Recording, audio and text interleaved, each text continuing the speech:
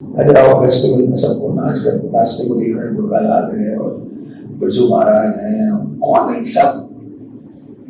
तो ये जो आपकी जिंदगी में कलाओं की दुनिया जिस तरह से प्रवेश करती है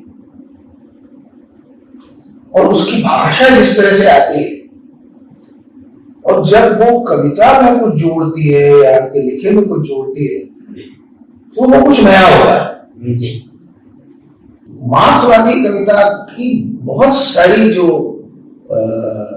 प्रॉपर्टीज है वो सिर्फ शब्दों पर खड़ी हुई है, नारों पे खड़ी हुई है। लेकिन नारे आपके आंदोलन के लिए एक मार्चिंग सॉन्ग की तरह तो हो सकते हैं, लेकिन अगर आंदोलन ही नहीं रहे तो कविताओं को क्या करेंगे आप? कोई वहां तो शब्दों की भरमार है, अच्छी लगती है, तो वो भी क्योंकि वो हमारे संघर्षों के दिनों की याद दिलाती है, या हमारी जो क्रांति धर्मी चेतना कहीं सुप्त हो गई है उसको जागृत करती है। लेकिन बावजूद इसके उसमें भी दृश्य होता है। घोड़ा नक्काश से ज्यादा उदास है कोई जगह इस शहर में यहाँ,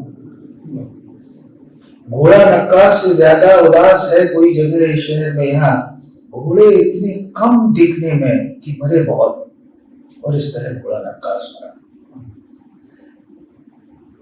न जाने किस किस की तलाश में गायब, बेतबाजों की तरह ढोलते गिराते, ढूंढते अपने पुराने कदरदान, याद दिलाते तांगे का नवाबी मजा।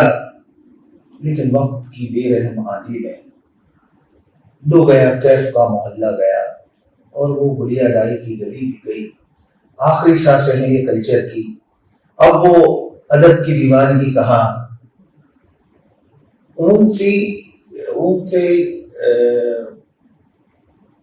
खड़े हैं कुछ घोड़े वाले, और कुछ घोड़े हैं जिनका होना या ना होना अब कोई मानी नहीं रखता। कोई नहीं जाता उन तक, कोई नहीं जाता। तो 60s के गाने बहुत मशहूर थे, और उस जमाने में ये जो 3-4 हीरो थे जैसे दिलीप कुमार, राज कपूर, देवानंद, इसका बड़ा असर था। और वहीदा रहमान, मधुबाला, और कॉमेडी वाला सेक्शन हो तो किशोर कुमार है, जालिमा का है, महमूद है, गुरुदत्त की फिल्म है। इनका जो संगीत था आज के जैसा संगीत नहीं था। उस संगीत में एक तो कंटेंट के लेवल पर हमेशा जनता से कनेक्ट करने का एक साहित्य हुआ करता था कि फिल्मी गानों को सुनते हुए आपके भीतर वो जो एक करुणा है, एक दुख है, एक श्रृंगार है, इसका संचार होता है। तो वहां से लगा यार ये गाने जो फिल्म के गाने होते हैं बड़ी चीज है, साहित्य है। तो उनको सुनते हुए भी कविता का एक संस्कार बना जो लोग स्वीकार नहीं करते, और खासतौर पर जो लोग दुख दर्द की जिंदगी से निकल के आते हैं उनके लिए बहुत ताकत की तरह होते हैं। फैयाज साहब का एक इंटरव्यू रिकॉर्ड किया था, तो मैंने उनसे पूछा कि वो क्या चीज है फिल्मी गानों में जो इमीडिएटली कनेक्ट करती है, और आप उनको बुलाने लगते हैं, आप बोलते नहीं। तो उन्होंने कहा कि जो हम लोग पोजीशंस तैयार करते हैं, उसका जो इंटरव्यू होता है, किसी भी बोले श्रृंगार का गाना हो चाहे कुछ भी, लेकिन इंटरव्यू में हम एक खास तरह से पैथास डालते हैं, तो आदमी पैथास से बहुत जल्दी कनेक्ट करता है। बोले श्रृंगार से तुरंत करेगा, भूल जाएगा, लेकिन जो दुख की रेखा कंपोजिशन में है वो आदमी कभी भूल नहीं पाता। जिंदगी की बहुत बड़ी जो कविता है वो लोक में है। तो बोले लोक धुनों के आधार पर जो कंपोजिशंस होते हैं वो बहुत दूर तक जिंदा रहते हैं। जी। बड़े बड़े कलाकार, चाहे मतलब तीजन भाई हो, चाहे सुबोध भाई खांडे हो, चाहे दुर्योधन प्रसाद दुबे हो, चाहे माधुरी शर्मा हो, चाहे कोई, सब पहले रेडियो में थे, फिर उसके बाद तो बहुत बड़े बड़े कलाकार हो गए, दुनिया इन्होंने घूमी। तो पहली जो शनाख्त और पहला जो कार्यक्रम वो तो रेडियो से ही शुरू होता था। जब वहां पर कोई कलाकार मशहूर हो जाता था तब सरकार उनको अपने कार्यक्रम बुलाती थी। जो भी कोयला खदानें होती है वहां पे मौजूद एक ही स्टेट से नहीं आते। उनको जब इस बात का भरोसा हो जाता है कि यार वहां जाने से कुछ नौकरी वोकरी कुछ जीवन शुरू हो सकता है, तो उसमें यूपी के भी थे जिनको हम लोग गोरखपुरिया कहा करते थे, इसी नाम से जाना जाता था। कर्नाटक के थे, महाराष्ट्र के थे, गुजरात के थे, छत्तीसगढ़ के थे, बुंदेलखंड के थे, तो सबके अलग अलग गीत हुआ करते थे। और सबसे ज्यादा जो याद आती है वो गोरखपुरिया जो उत्तर प्रदेश के गीत गाया करते थे और जो बुंदेलखंड के गाया करते थे। कोई बुंदेली हम लोग बोलते थे, वही हमारी भाषा थी, लेकिन वहां पर कोरकू आदिवासी थे, मूंग थे, भारिया थे, तो उनके लोकगीत थे।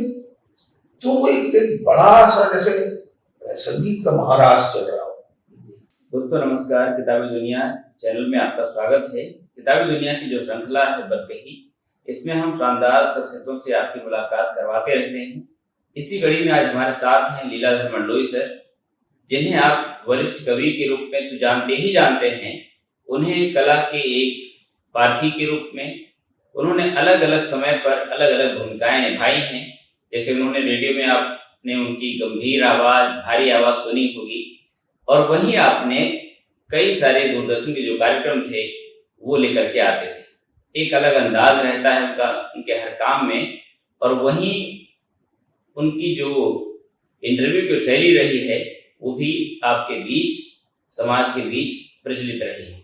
तो ऐसी शख्सियत से हम मिलेंगे, कुछ बातचीत करेंगे, बदकही करेंगे जो पूरी तरह से अनौपचारिक है। तो सर वहीं से हम आपकी यात्रा जानना चाहते हैं, और सबसे पहले मैं दर्शकों की तरफ से आपका स्वागत करता हूं, और हम जो शुरुआत करेंगे वो यहीं से कि जो आपकी कविता की पहली मुलाकात है वो कब हुई और क्या वो परिस्थितियां बनी थी? देखो विपिन, हमेशा ये होता है कि जो कविता है वो अवचेतन में अपना आकार ग्रहण करती रहती है। होता यह है कि आपके सामने कोई एक दृश्य होता है, कोई ऑब्जेक्ट होता है, कोई किरदार होता है, और आप उससे जब मिलते हैं तो कोशिश ये करते हैं कि उसके भीतर का जो एक रहस्य है, एक तिलिस्म है, उसको आप अपने तय भेद सकें। कविता मेरे लिए कम से कम दृश्य में अधिक होती है जी, क्योंकि जो जीवन है और जीवन से जो वास्तविकता है वो सबसे पहले दृश्य के रूप में होती है। दृश्य कविता में एक बिंब बनाते हैं जी। और ये जो कविता आपके अवचेतन में आकार ग्रहण कर रही होती है, तो मुझे कम से कम ये लगता है कि दृश्य की कोई एक ऐसी स्मृति जो बहुत फोर्सफुल हो, कोई ऐसा साउंड जो प्रकृति से आपके पास आता है, तो वो आपकी स्मृति में रह जाता है। जैसे अगर मिसाल के लिए मैं कहूं कि मुझे अपना बचपन बहुत याद आता है, यानी कि मैं किस तरह कोयला की खदानों में उतरा करता था एक बाल श्रमिक के रूप में, और किस तरह से उस अंधेरे से मेरा परिचय हुआ जो हमारे बचपन के गांव में जो कोयले की खदान होती थी जी। तो वो जो दृश्य है कि सुबह हुई, एक भोंपू बजा और सारे लोग लगभग एक गति में खदान की तरफ जा रहे हैं। जी वो समय ऐसा होता था कि लोग अपने साथ अपना बेलचा लेकर, जी है ना, और अपनी एक बांस की टोकरी होती थी उसको लेकर, सिर पर लगाने वाली जो लाइट होती थी हेड के साथ, जी उसको लेकर वो लगभग समय के साथ भाग रहे होते थे कि सुबह हो गई है। तो वो जो जाते हुए मजदूरों का जो दृश्य होता था, जी वो दृश्य मैंने बचपन से देखा। वो होता था सुबह का दृश्य, तो सूरज थोड़ा उग रहा होता था। इसके अलावा धीरे धीरे जो वहाँ की प्रकृति थी, वहाँ के पेड़ थे, परिंदे थे, उनके ऊपर सूरज का एक प्रकाश फैल रहा होता था, और वही प्रकाश उन पीठों पर होता था जो मजदूर अपने खदान में जा रहे होते थे। और फिर उनका खदान में उतरना धीरे धीरे। खदान भी दो तरह की होती थी। एक तो होती थी ओपन कास्ट माइन, यानी कि धरती को ऊपर से आपने खोद के उसकी मिट्टी की परतें हटा दी है और नीचे आपको कहीं कोयला दिखाई दे रहा है। तो वो जो मिट्टी और कोयला जो जुगलबंदी में होते थे, तो जब उसको खोदा जाता था तो वहाँ आवाजें हुआ करती थी कोयला खोदने की, और उसके साथ जो कोयला निकल रहा होता था उसको टोकरी में भरना। तो हमारा काम होता था कि उस कोयले को टोकरी में हम भर रहे हैं, उसको कोई उठा के हमारे सर पर रख रहा है, और फिर हम बाहर जा रहे हैं उस इलाके से। और एक जगह हुआ करती थी जहाँ पर जो खोदा हुआ कोयला होता था उसको इकट्ठा किया जाता था। तो इस तरह से दिन भर में कोई 6 घंटे 7 घंटे हुआ करते थे जितना काम करना होता था। बीच में एक वक्त होता था, भूख लगती थी तो जो पोटली में हम लोग बांध के घर चले जाया करते थे। और मैं याद करता हूँ कि उस जमाने में ज्वार के और मक्के के टिक्का होते थे, उसके साथ प्याज होती थी, प्याज के साथ हरी मिर्च होती थी, और अचार को हम लोग अथाना कहते हैं हमारे इलाके से, तो वो अथाना हुआ करता था। तो जब भूख लगती थी और हम पोटली खोलते थे तो उसकी सुगंध जो थी वो हमारे उस थक चुके शरीर के आसपास फैल जाती थी। तो एक ही साथ गंध थी, गंध के अलावा आवाजें थी जो मजदूरों की आपस में बात करती हुई आवाजें थी, और उन बातों में वो घर में पीछे जो छूट गया संसार था वो उसकी बात किया करते थे।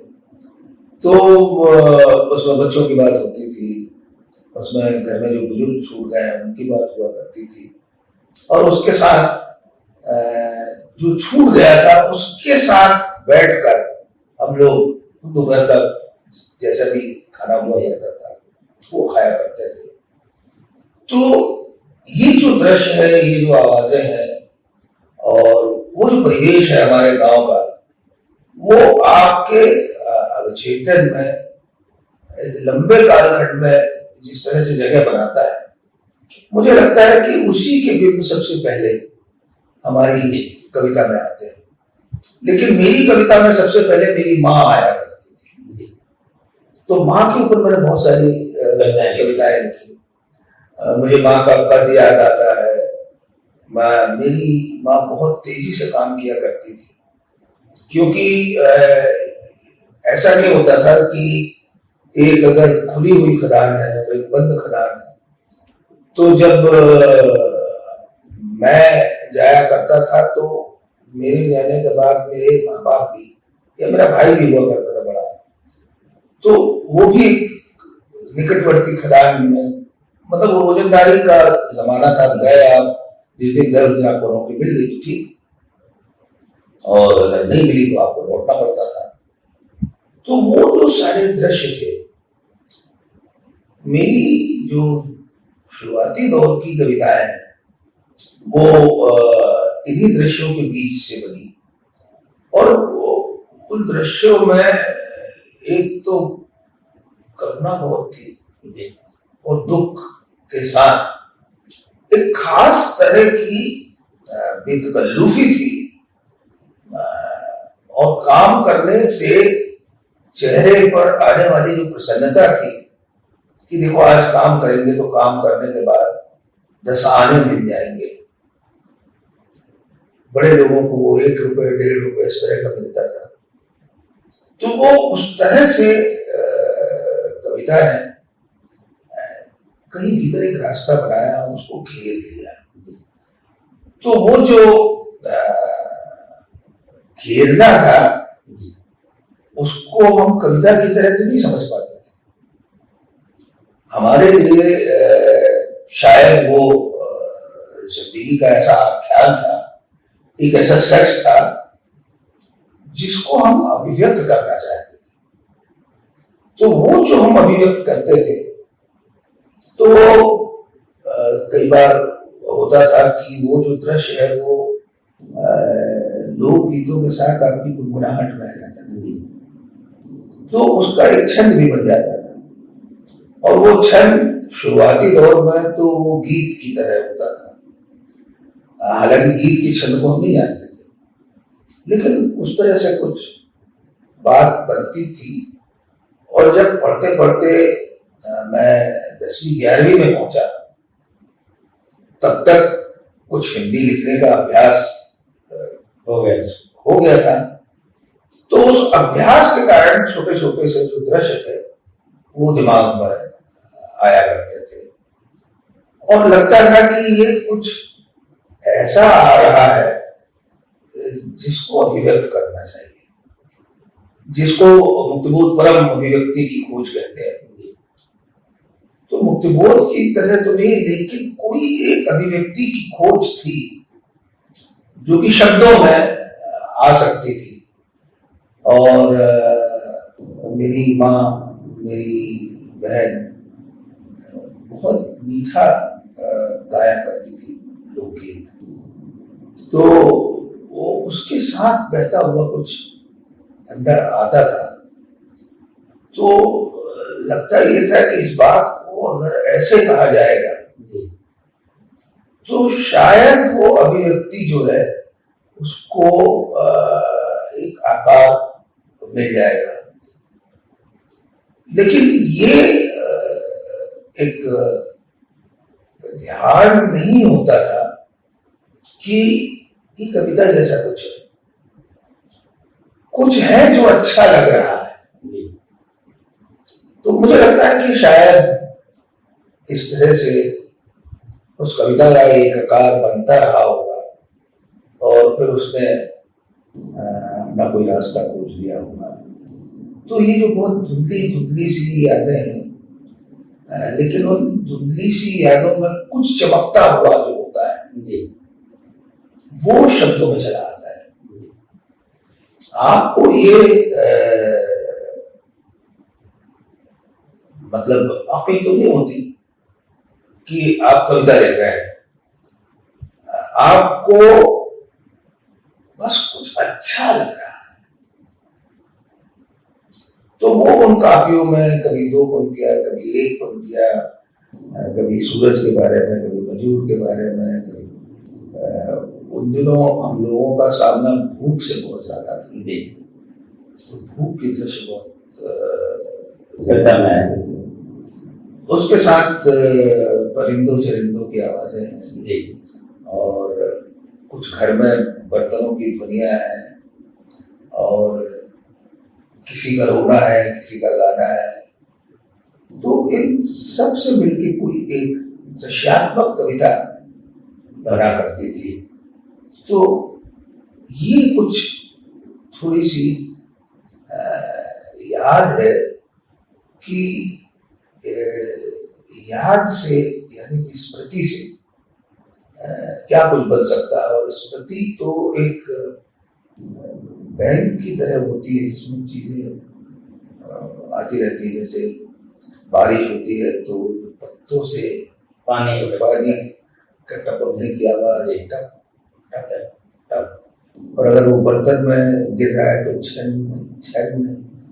मतलब इस मिजाज की, मतलब साउंड्स की मेरी कविताएं भी है कुछ। जी या चिड़िया के बोलने की आवाज है, या घर के पीछे जो एक अमरूद का पेड़ था, एक आम का पेड़ था, और बाड़ी हुआ करती थी छोटी सी, तो उसमें माँ कुछ डाल देती थी। तो कभी मेथी उग रही है, तो कभी धनिया उग रही है, कभी भटे उग रहे हैं, कभी तुरई है, कभी कुमड़ा है। तो उनके दृश्य और उनकी खुशबू, जी तो अमरूद की जो खुशबू थी वो मेरे जहन को बहुत किया करते थे, क्योंकि जब भूख लगती थी तो इतना धैर्य नहीं होता था कि आप चुन सकें कि कोई पका हुआ अमरूद है। या महुआ होता था, हम जंगल में चले जाते थे, वहां महुआ टपक रहे होते थे, आम पक के गिर चुके होते थे। तो जिस दिन कुछ नहीं होता था तो जंगल में चले जाते थे और टोकरी में जो मिलता था वो लेके आ जाते थे। तो वो हम लोगों के लिए दिन भर का, जब भूख लगती थी, उसका सहारा होता था। खास तौर पर बेर मुझे बहुत पसंद थे, तो मैं हरे बेर, या उसके साथ जो पक गए, जिनको हम बोलते थे अपनी भाषा में कि फड़पक हो गए, यानी कि थोड़ा सा भीतर से पक गए, तो उस तरह से वो ले आते थे कुछ। जब वो बेर सूख जाते थे पक के, तो वो गिर जाते थे या उनको तोड़ना होता था, तो उसको ले आते थे, तो उसको उबाल लेते थे और उसमें नमक और मिर्च डाल के उसको खाया करते थे। तो ये इस तरह की कुछ यादें हैं। और इसके साथ जब जंगल में जाते थे तो दोस्त भी होते थे, बड़ा भाई होता था, मंझला भाई होता था, कभी हमारी बहन चली जाती थी। तो हम लोग जंगल से ये जो निःशुल्क चीजें मिलती थी, जो सौगात थी, उसको हम लोग बटोरा करते थे। उसमें एक बहुत छोटे छोटे से दाने रेठू के हुआ करते थे, उनको पेड़ पे चढ़ के तोड़ना होता था। तो वो ले आते थे, तो उसकी भाजी या तरकारी बहुत अच्छी बनती थी। तो जब आपका बचपन इन तमाम चीजों से घिरा हो, तो उसके दृश्य आपको पीछा करते हैं। तो ऐसे बहुत सारे दृश्य थे, पेड़ों पे चढ़ने के, या जो छोटे छोटे से तालाब जैसे थे या नाले थे, उनमें ये जो गमछा या स्वाति होती है, तो उसको हम पानी में डालते थे और मछली का इंतजार करते थे कि मछली आ जाएगी। तो कई बार मछलियां आ जाती थी, इतनी तो आ ही जाती थी कि घर में मछली की खुशबू और इस बात का सुख कि हमने मांसाहारी भोजन किया है। तो ये जो सारी यादें थी, फिर उसके साथ हवाओं का संगीत था, नाला बह रहा है तो पानी की कलकल थी। तो ये जो बचपन के दृश्य थे, उन दृश्यों का मेरे अवचेतन में एक तरह का बैंक बनता है। तो वो ऐसी स्मृतियां थी कि जो अपना जो इसको कहते हैं प्रभाव या इम्पैक्ट, वो आपके अवचेतन में बनाती रहती थी। और उसमें मजदूर गाना गाया करते थे या आपस में बात करते थे। मतलब ऐसे दृश्य भी आते हैं कि जंगल में लोग जाते थे तो अपनी शराब उतारने जाते थे, महुए की शराब। तो हम लोग भी हुआ करते थे, हम देखा करते थे कि ये कुछ ऐसी चीज है जो बड़ी अनोखी है और लोग इसको पी के मस्त हो जाया करते हैं। तो बचपन में ही बहुत कुएं की शराब का जो स्वाद होता है, जो जीभ पे आता था, सर जीभ जल गई। तो कुछ बूंदें बचपन से ही चखना शुरू कर दी थी। तो ये है, लेकिन पीने के साथ उस जमाने में खाने के लिए कुछ नहीं हुआ करता था। ये नमकीन नमकीन तो बहुत बड़ी चीज होती थी, या पकौड़े हो या वो हो, घर में तेल होगा तब बनेंगे। तो हमारे पिता चने खाया करते थे, और जब मतलब हफ्ते में एक दिन जेब में कुछ पैसे आ जाते थे तो मेरे पिता को मटन खाना बहुत अच्छा लगता था। तो वो फिर जाते थे तो मटन का भी दुकान में जो अवशेष बचता था, जो ऐसे ही मिल जाता था या कम पैसे में मिल जाता था, तो वो लेके आते थे। उसके बाद पिता जिस तरह से बैठ के उसको धोया करते थे, है ना, क्योंकि अवशेष में तो बाकी चीजें ज्यादा होंगी। और फिर जब उसको उबालने के लिए भगोनी में वो चाहते थे तो मसाले के लिए कुछ तो होता नहीं था, तो जो भी खड़ा मसाला थोड़ा बहुत होता था, तेज पत्ता है, ये है, वो उसको ऐसे डाल देते थे और नमक डाल देते थे। और घर में जो तेल होता था वो भी उबलते वाले में उसी में डाल देते थे, ताकि ज्यादा तेल नहीं है, कम तेल है, तो उसका भी एक वो जो फ्लेवर है उसका मटन का बनेगा। तो वो जो उठती हुई गंध थी वो नींदों में पीछा करती थी। तो गंध से मेरा बहुत बचपन से गहरा, जैसे अमरूद का है या तुलसी का है या हरी धनिया का है, ये जो खुशबू थी, इससे एक चीज ये हुआ करती थी, मेरी माँ कहती थी कि इन खुशबुओं के आसपास रहो, तो अगर खाओगे भी नहीं तो एक तरह का शमन भूख का हो जाएगा, ये एक गंध से हो जाएगा। फिर उसके बाद थोड़ा सा कम भी खाओगे तो तुमको वो चीज अनुभव नहीं होगी। तो हम इस तरह से जंगल से जो चीजें मिल जाती थी, जामुन मिल जाती थी, या एक तरह का अचार की बीजी होती थी, उसको पत्थर पे फोड़ फोड़ के हम खाया करते थे। एक फल होता था, उसको हमारी भाषा में अचार कहते थे, लेकिन ये जो धारीदार होता है, धारी वाला होता, कमरत तो नहीं, कमरस नहीं।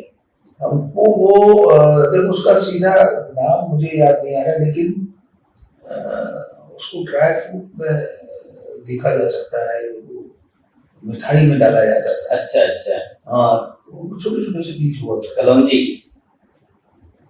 वो भी नहीं है। हाँ, वो देखे भी याद नहीं आया।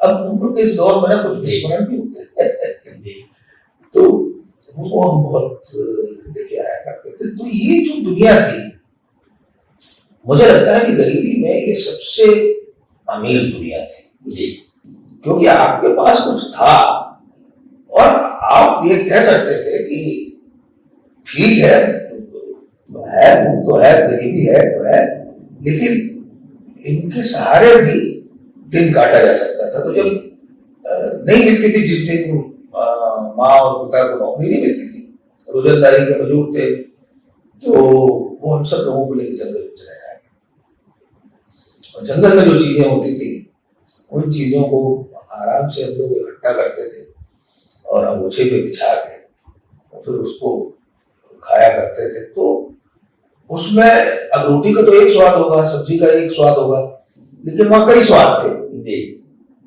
खट्टा भी था, मीठा भी था, पका भी था, अधपका भी था।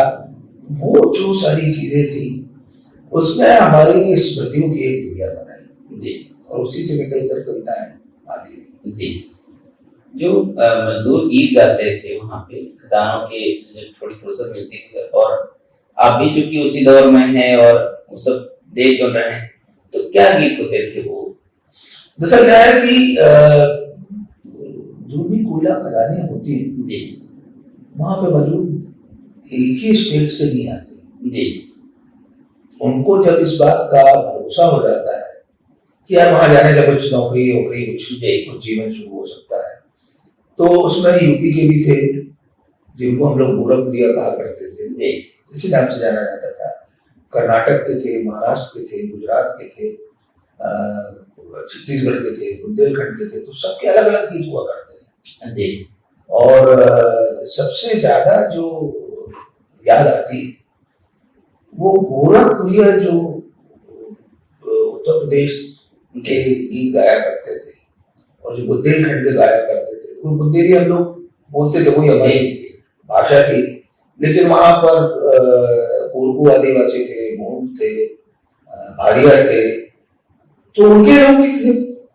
तो वो एक बड़ा सा जैसे संगीत का महाराष्ट्र चल रहा हो, मतलब कोई बुंदेली गा रहा है, कोई बिरहा गा रहा है, तो कोई भजन गा रहा है। रामायण मंडली हुआ करती थी, तो शाम को एक ही मंदिर हुआ करता था, बहुत छोटा था, तो सब लोग उस चबूतरे पे बैठ जाते थे और भजन गाया करते थे। जो स्त्रियां हुआ करती थी, तो जन्म से लेकर मृत्यु तक के जो संस्कार होते हैं, किसी के यहाँ बच्चा हुआ, किसी के यहाँ अन्नप्राशन हुआ है, किसी के यहाँ कुछ हुआ, तो वो लोकगीत गाया करती थी। तो संगीत का एक दिव्य जो भाव था वो था। तो लोकगीतों की पंक्तियां भी चली आती थी, जो माँ गाती थी तो उसकी पंक्ति पता चला कि कीर्तन चली आई। तो मेरे बहुत सारे ऐसे लोकगीतों के टुकड़े मिलेंगे जो आ गए। जैसे अरुण कमल को एक कविता में आया है कि हमरी बलम से ऐसी बिगड़ी, हमरी बलम से ऐसे बिगड़ी, हमरी कतरी सुपारी ना खाए। यानी पति पत्नी में हो गया झगड़ा, अब वो कोशिश कर रही है कि भाई झगड़ा खत्म हो जाए या नाराजगी दूर हो जाए, तो इस तरह के लोकगीत होते थे। जैसे एक गीत था कि हो गया अनबन हो गई, तो माँ गाया करती थी कि दोपहरिया में झगड़ा ने डारो बाल मारे। तो ये जो संसार था वो धीरे धीरे धीरे धीरे एक लंबे कालखंड में उन लोकगीतों का संसार भीतर आ गया। हमको बचपन में ईशुरी की भागे है, गंगाधर की है, ख्याली राम की है, ये तीन बहुत बड़े कवि बुंदेलखंड के हुए हैं। मतलब जैसे भिखारी ठाकुर वैसे ईशुरी। और ईशुरी की कविताएं प्रेम की बहुत ज्यादा थी। उनमें रजम नाम का एक शब्द आया करता था जो उनकी प्रेमिका हुआ करती थी, तो उसको संबोधित करके उन्होंने बहुत सारे गीत लिखे थे। तो लेकिन वो प्रेम के साथ साथ जीवन के गीत भी थे, उसमें एक तरह का अध्यात्म और दर्शन भी हुआ करता था। तो ये जो साहित्य है पहले पहले किताबों से नहीं आता, पहले पहले परिवेश से आता है। परिवेश के लोकगीतों से, लोक कथाओं से, मुहावरों से, लोकोक्तियों से। तो इस तरह से पूरा जीवन बनता है, जीवन बनता है और कुछ है जो आपके भीतर आबाद होता रहता है। अब उसको जब आप लिख लेते हैं तो आप कहते हैं कि देखिए ये अदब की दुनिया में हमारा शुमार है, हमारी आमद है। आप जानते नहीं उसको, लेकिन स्कूल में कोई प्रतियोगिता हो रही है तो बोलते कुछ सुनाओ। तो अब जो लोक कथाएं लोकगीत आ जाते हैं आपको बिल्कुल सुनाते हैं, ये होता है। गांव से निकलने के बाद नए तरह का जीवन है, नए तरह के लोग मिलते हैं, तो क्या चीज ऐसी है जो सबसे ज्यादा याद आती है गांव की? देखो, सबसे बड़ी चीज तो ये है कि गांव छोड़ने की स्मृति ही सबसे पहले आती है। आप कभी नहीं चाहते कि जिन हालातों में आपका परिवार है, गरीबी में, आप उसको छोड़ के जाए। जैसे मुझे बचपन में ये जब स्कूल में पढ़ा करता था, जो गर्मी की छुट्टियां हुआ करती थी, उसमें एक और काम मिलता था। ये जो खदान होती है तो एक हॉलेज वाली खदान होती है, यानी कि बड़े बड़े पहिए होते हैं, उन पहियों में इस्पात के मोटे मोटे वायर कह लीजिए वो होते हैं, उनके सहारे जो डोलियां होती है उसमें मजदूर को भीतर ले जाया जाता है। तो उसका एक जो संगीत और एक भय कि ये माँ बाप इसमें नीचे जा रहे हैं, ये लौट के आएंगे कि नहीं आएंगे, ये जो भय हुआ करता था, ये दिन भर हमारे चेतन में या चेतन में बना रहता था। दूसरी बात यह है कि गर्मियों के दिनों में वो जो हॉलेज, वो जो पहिए चलते थे, जिससे डोली जिसमें मजदूर बैठा करते थे या खड़े रहते थे, उनको नीचे ले जाया जाता था। तो उसके लिए जो ऊर्जा बनती थी वो बॉयलर से बनती थी। बॉयलर में ऊपर पानी है, नीचे धधकती हुई आग है, तो उससे जो ऊर्जा बनती थी उससे वो चला करते थे। तो अब अगर वो साल भर चलेंगे तो अंदर वो जो बॉयलर हुआ करता था उसमें धीरे धीरे उस पानी के खौलने से जो इस्पात की सतह होती थी और उसके ऊपर एक तरह का आयरन डिपॉजिट हो जाता था। तो उसको साफ करने का काम सिर्फ बच्चे कर सकते थे, और वो भी हम लोग गर्मियों में, जब मई की धूप होती थी, जब अप्रैल की बहुत तीखी धूप होती थी, या मार्च से जहाँ से बहुत गर्मी शुरू होती है, तो हम लोग छोटी छोटी हथौड़ियाँ लेके जाया करते थे। उसके अंदर हम लोग उसको ठोक ठोक के, प्रहार कर करके वो जो डिपॉजिट होता था उसको नीचे गिराते थे।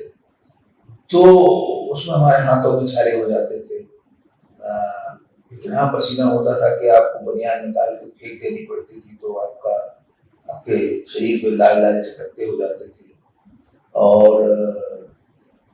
मतलब आपके चेहरे पे वो सब गिरता रहता था जो, तो आपकी आंखें लाल हो जाती थी क्योंकि आंख में गया जी, और वो तो मतलब लोहे का डिपॉजिट है एक तरह से, जो कार्बन हो जाता है, तो सबकी आंखें लाल हो जाया करती थी। हमारे माँ बाप नहीं चाहते थे कि बॉयलर वाला काम करो, क्योंकि वो सबसे कठिन काम होता था। तो खदान में पानी के बम्बे हुआ करते थे, मतलब खदान के अंदर का जो पानी हो बाहर निकालना है, तो वो पानी बाहर बहता रहता था। तो हम दिन में काम करने के बाद सबसे पहले बम्बे में जाके खूब नहाया करते थे, ताकि वो जो आपके चकत्ते हैं जो बहुत लाल दिखाई देते हैं, वो किसी तरह से थोड़ा सा कम हो जाए, और वो जो बनियान या जो पैंट हुआ करता था उसको हम लोग वैसे धोते थे। धोने के बाद उसको वैसे पहन ही लेते थे क्योंकि घर लौटना होता था। तो वो घर लौटने का जो दृश्य था वो हमको बिल्कुल वैसे ही लगता था जैसे मजदूर से शाम को खदान से लौटा करते थे। तो वो जो एक जाते हुए मजदूरों का और आते हुए मजदूरों का जो दृश्य था, और कुछ मजदूर तो रास्ते में कलाली पड़ती थी तो पीने बैठ जाते थे, तो हम लोग भी खड़े रहते थे वहां पर। जैसे आज भी होता है, किसी कलारी के पास उबले हुए चने, वही जिसको ज्ञानरंजन लखपरुआ कहते थे कि उबले हुए चने है, चने के ऊपर बारीक कटी हुई मिर्च है, उसमें प्याज डली हुई है, और उसके ऊपर आपने नींबू के साथ वो कर दिया, अपना क्या कहते नमक डाल दिया। तो अखबार हुआ करते थे, अखबार में लेते थे तो नीचे उस अखबार को पकड़ के ऐसा ऐसा करते थे ताकि मिल जाए, और मजदूर जो खाया करते थे हम लोग खड़े हो जाते थे तो वो दे देते थे, हमारे पास तो वैसा था नहीं। तो ये जो दृश्य था, उसके बाद हुआ ये कि जब मैंने 11वीं पास की तो मेरे मंझले वाले भाई चाहते थे कि मैं बाहर जाके पढ़ूं, तो पैसा तो था नहीं, और मैंने हिंदी के स्कूल से पढ़ाई की थी, अंग्रेजी के स्कूल से पढ़ाई की, अंग्रेजी एक ऑप्शनल सब्जेक्ट हुआ करता था। तो भाई को कहीं से रीजनल कॉलेज ऑफ एजुकेशन का कोई विज्ञापन अखबार में था, तो मिल गया।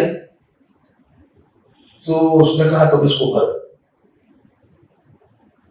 क्योंकि इसमें 75 रुपए की स्कॉलरशिप भी लिखी हुई है, तो घर के ऊपर कोई बोझ नहीं पड़ेगा। तो मैं जब पहली बार निकला लगभग रोते हुए, तो मैं अपने गांव से, मेरा जो जिला है इसको छिंदवाड़ा कहते हैं, उसके बीच में एक तहसील पड़ती है, उसको कहते हैं परासिया, मैं वहां भी नहीं गया था जी।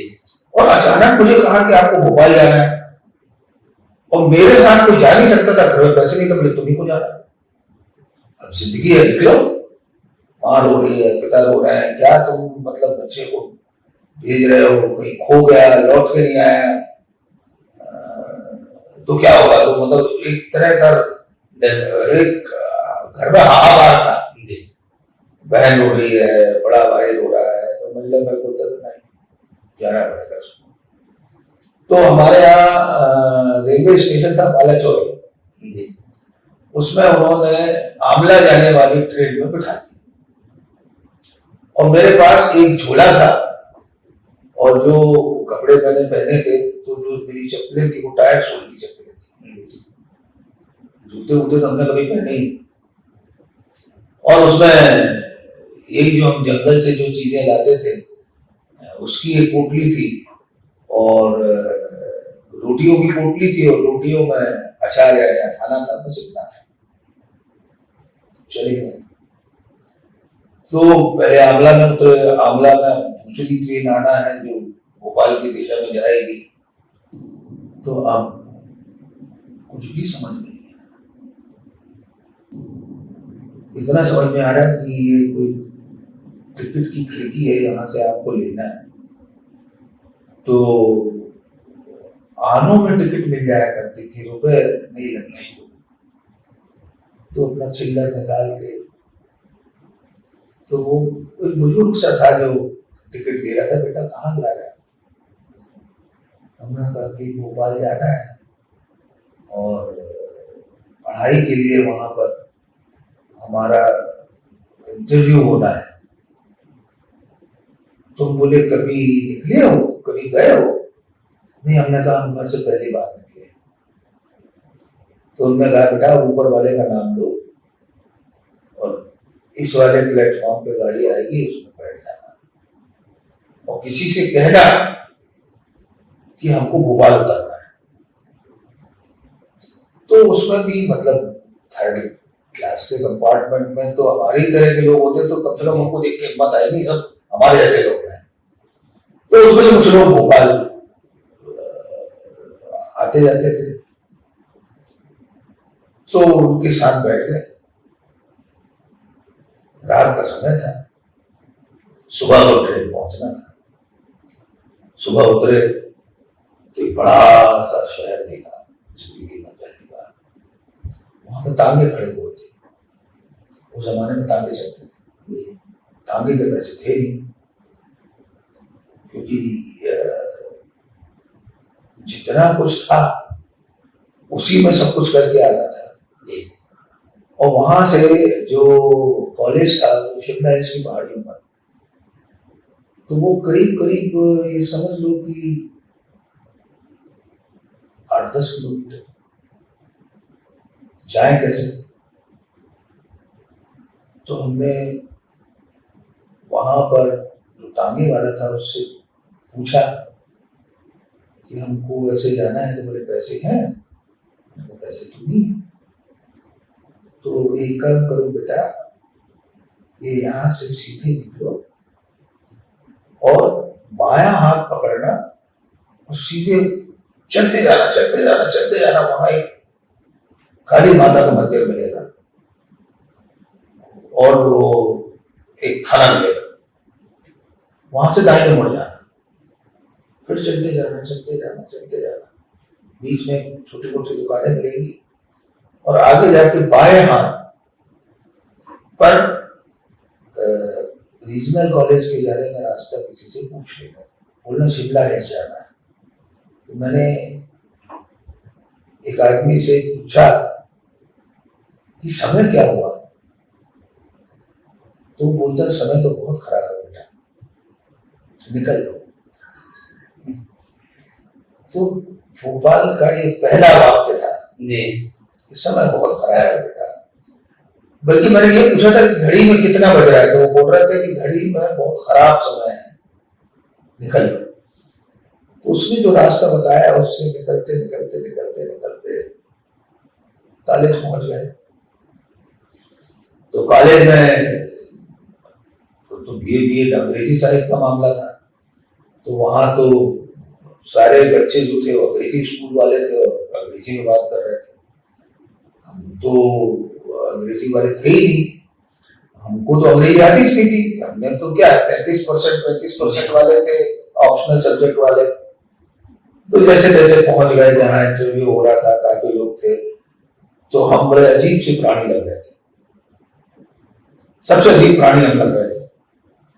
और एक हमारा दोस्त था शिवचरण, जो बाद में हो गया, वो सांची के गांव से आया था, तो भोपाल के पास ही है।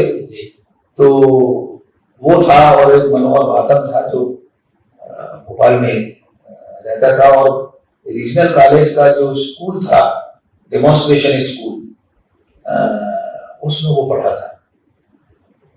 तो बस ये दो लोग दिखाई दिए, बाकी जो लड़के और लड़कियां थे उनको तो मतलब हमको लगता था जाने किस दुनिया में आ गए, किनके साथ उठेंगे किनके साथ बैठेंगे। जैसे जैसे इंटरव्यू में चले गए तो वहाँ एक चटर्जी मैडम थी, लगभग समझ लीजिए कि 55 से 60 के बीच थे। तो उन्होंने पहला सवाल पूछा, When did you come to Bhopal? हमको तो आती नहीं, हमको आता था कि कल को टुमारो कहते थे, हमने टुमारो।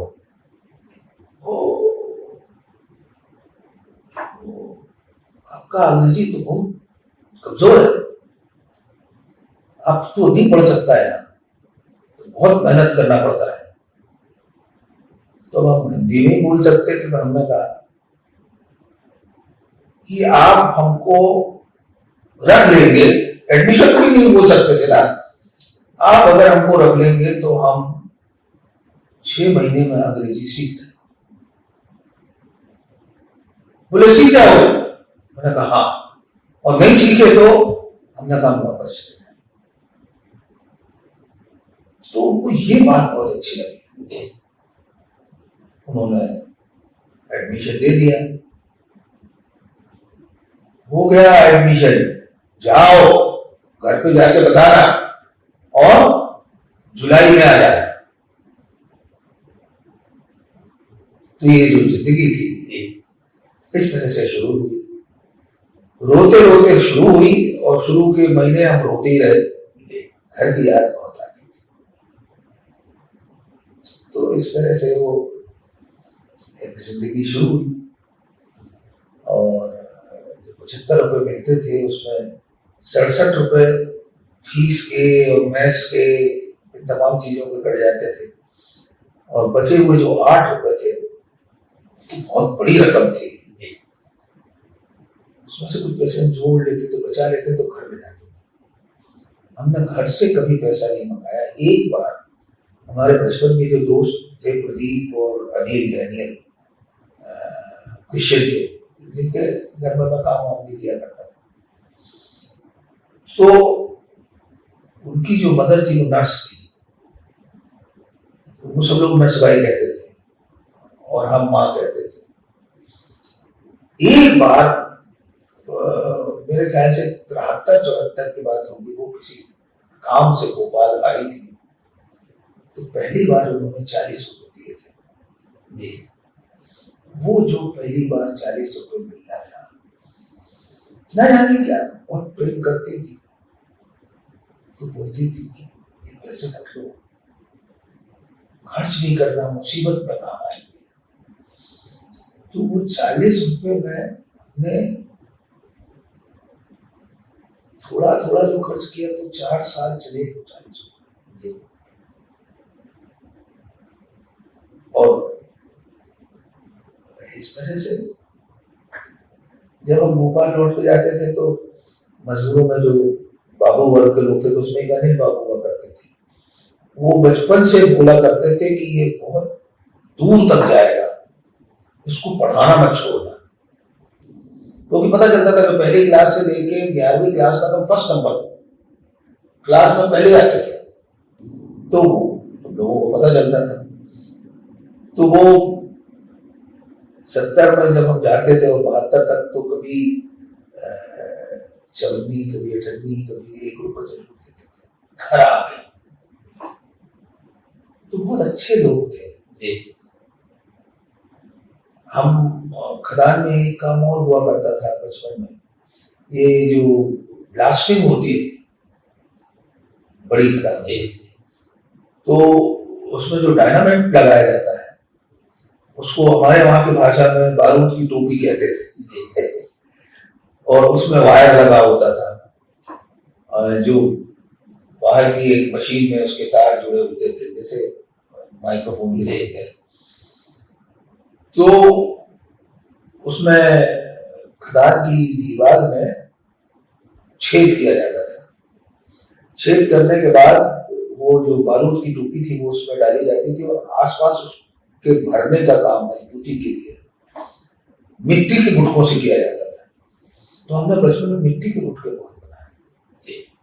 तो मिट्टी के गुटके बनाना, तो उसके लिए क्या करना पड़ेगा, सुबह जाओ मिट्टी खोदो, मिट्टी खोदने के बाद जाओ कहीं आसपास नाला है वहां से पानी लेके आओ, पानी लाके उसको भिगो के बाद पाँव से उसको कूदो और जो कोयले की राख हुआ करती थी वो उसको लेके जाओ और फिर उसके बाद उसके गुटके बनाओ। गुटके दिन भर में सूख जाते थे। मतलब स्कूल जाने के पहले हम 1000-2000 गुटके बना लेते थे और फिर उसके बाद पैदल हमको पढ़ाई के लिए जाना पड़ता था 8-9 किलोमीटर दूर। बड़कुई नाम की एक जगह थी, वहां मिशन स्कूल था। हमारे गांव के बाहर 2 ही स्कूल थे। हमारे स्कूल सब 5वीं के बाद 8वीं के बाद खत्म हो जाते थे और एक दूसरी तहसील थी जुन्नारदो, वहां एक स्कूल था नंदाचूल हाई स्कूल, उसके ऊपर हमारी कविता भी है और एक मिशन स्कूल था। तो हम लोगों को पैदल जाना पड़ता था और हमारे रास्ते में पीच नदी पड़ती थी तो उसको पार करके जाना पड़ता था। बारिश जब होती थी तो उसमें बाढ़ आ जाती थी, तो दूर दूर तक जाते हुए कोई ऐसी जगह छोटी सी ढूंढनी होती थी जहां से कूद के जा सके। तो एक बार कूदते में हम नदी में चले गए। तो हमारे साथ फारूक नाम का हमारा दोस्त था, उसको तैरना वैरना आता था, तो उसने बड़ी मुश्किल से पकड़ के निकाला। तो बस ऐसे ही सब स्कूल का जीवन, स्कूल के बाद कॉलेज का जीवन शुरू हो गया। तो बस वहां से भोपाल में जो भाषा थी वो 2 तरह की भाषा थी। यानी नए भोपाल में एक तरह की नागर भाषा, पुराने भोपाल में उर्दू, बर्रुकट उर्दू, गुलाबी उर्दू। तो हमारा जो इलाका होता था वो पुराना भोपाल होता था, क्योंकि जो मनोहर बाथम था उसका घर पुराने भोपाल में तलैया में, तो उसके यहाँ जाया करते थे। तो वो एक जो उर्दू की मिठास है वो भी जिंदगी में आती है। आपकी कविताओं में कई बार मतलब स्मृतियां बहुत आती हैं, जैसे माँ आती है, वो स्वाद भी आते हैं जो मतलब अभी तक जुबान पर चढ़े हुए हैं। कुछ ऐसी चीजें भी आती हैं जिसमें पशु पक्षी भी होते हैं, बहुत सारी चीजें ऐसी आती हैं। क्या इनको जब याद आती है तो क्या उस जीवन को हम एक बार फिर से जीते हैं, या क्या चीजें होती हैं उस समय घट रही होती है आपके दिमाग में? मेरी क्या है कि इस तरह की जो यादें होती है ना, वो यादें नहीं होती, वो जिए हुए जीवन का ऐसा गहरा यथार्थ होता है कि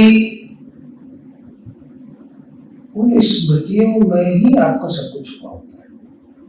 मैं बार बार अपने गांव लौटता हूं, मैं दुनिया में कहीं भी रहा हूं, मैं ऐसा हो ही नहीं पाया। जैसे मैं विपिन बताऊं कि मैं 3/4 दुनिया घूम चुका हूँ, लेकिन वो छोटे छोटे दौरे हुआ करते थे नौकरी के कारण। मैंने उनके ऊपर कभी कुछ लिखा नहीं, क्योंकि वो समय इतना कम होता था कि आप उसको जी नहीं पाए तो लिख नहीं पाए। लेकिन जो आपने जिया वो तो आपकी अपनी जिंदगी है। आपकी जिंदगी में जो समाज है, उसमें जो लोग हैं, तो उन्हीं की यादें सबसे ज्यादा होंगी। और मैंने अपने गांव जाने का सिलसिला बंद नहीं किया। मतलब कम से कम ये अभी 2-3-4 साल की बात है कि मैं नहीं गया। मैंने वहां से जुड़ाव बना के रखा, क्योंकि मैं वहां जाके, जिसको कहते हैं ना कि आप अपनी स्मृतियों को रिवाइव कर लेते हैं। तो पुराने लोगों के साथ उठो बैठो, जो बचपन के दोस्त हैं, जिनके साथ आपने मौज मस्तियां की, जिनके साथ खदान में काम किया, जंगलों के चक्कर लगाए, जो आदिवासी हैं, जिनके घरों में जाके आपने पानी मांगा तो छाछ मिल गई, है ना। तो आदिवासी भी थोड़ी बहुत नौकरी करते थे, लेकिन जो छोटी मोटी खेती जंगल में करते थे वही था उनका सहारा। लेकिन उनका दिल बहुत बड़ा था। तो आप उनके यहां से कभी खाली हाथ नहीं लौटे। तो ये जो सारी स्मृतियां रहती हैं। फिर उसके बाद जंगल की सुबह और जंगल की शाम बहुत याद आती है। जब लौटना होता था तो हमारा एक दोस्त था जुब्बू, उसके यहाँ गाय थी, 3-4 गाय थी, दूध बेचने का काम क्या होता, अहीर था। तो जब हम लोगों के पास काम नहीं होता था तो हम उनके साथ जंगल चले जाते थे। तो जो बहुत सारी गायें और भैंस और बकरियां जब साथ में जाती हैं, तो उसको हमारे यहाँ कहते हैं बर्दी, है ना। तो उनके साथ जाना, और वो दौड़ रहे हैं तो उनके दौड़ने से धूल उड़ रही है, उसका जो दृश्य बन रहा है, और उसमें से कहीं से सूरज की किरणें झांक रही हैं, तो ये, और उनके गले की घंटियां बज रही हैं, तो उन जानवरों के साथ दोस्तियां हो गई। तो वो जुगू बांसुरी भी बजाता था, तो जब वो बांसुरी बजाता था तो उसकी बांसुरी भी सुना करते थे, और बीच बीच में लोकगीत गा लिया, कुछ कर लिया। तो वो थोड़ा संपन्न था, तो अपने यहाँ से खाना लेके आता था, तो वो हम लोगों के लिए भी खाना ले आता था, 2-4 दोस्तों के लिए। तो वो एक तरह से आपका दिन बीत जाता था। और हम लोग सुबह सुबह उनके यहाँ दूध निकाला जाता था, तो उसको घरों घर पहुंचाना होता था, तो हम भी साथ में लेते थे। तो जब जाते थे तो हम लोगों को जो दूध देना होता था, तो वो गिलास, छोटा सा गिलास होता था, उससे नाप नाप के देते थे। तो हम पूरा गिलास नहीं भरते थे। तो बाद में सब लोगों के यहाँ दूध बांटने के बाद दूध बच जाता था कुछ, तो वो जो दूध पिया करते थे, एक तरह से बेईमानी का, और मगर इसका वो रहता था कि यार बेईमानी की है तुमने। या कई बार ये भी होता था कि जा रहा है तो दूध छलक गया तो फिर पानी डाल दिया। ये सारी चीजें जो बहुत ही स्वाभाविक ढंग से थी। तो ये जो सारी स्मृतियां थी कि आपने मेहनत भी की, आपने चोरी भी की, आपने उस बचपन में जो नहीं पीना था वो पिया, जो नहीं खाना था खाया। तो ये सारी चीजें बहुत याद आती है। तो जो नौकरी में आए तो सबसे पहले कहाँ ज्वाइन किया आपने?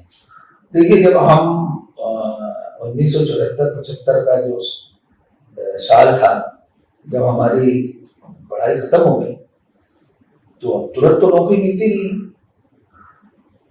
तो क्या किया जाए। मैं और विश्वकर्मा और सतीश नेमा, ये 3 लोग थे। हम लोग घर नहीं लौटना चाहते थे कि हम घर में क्या लेके जाएंगे, क्या मौके लेके जाएंगे कि तुमको पढ़ाया इतना और तुम चले आए, नौकरी वोकरी भी नहीं है। ये जानते थे कि नौकरी इतनी जल्दी नहीं लगती, टाइम लगता है। तो हमने ये तय किया कि यार हम भोपाल में रहते हैं और छोटी मोटी नौकरी ढूंढते हैं। तो सबसे पहले तो रीजनल कॉलेज में पढ़े थे, बीए बीएड था, तो अंग्रेजी ठीक ठाक थी, हिंदी भी ठीक थी। तो शुरुआती दौर में हमने ट्यूशन करना शुरू की, तो 25 रुपए की करीब ट्यूशन मिली और 2-3-4 महीने में कोशिश करते करते एक वहां पर राय पब्लिक स्कूल हुआ करता था, तो वहां गए तो उन्होंने 75 रुपए की नौकरी दी थी।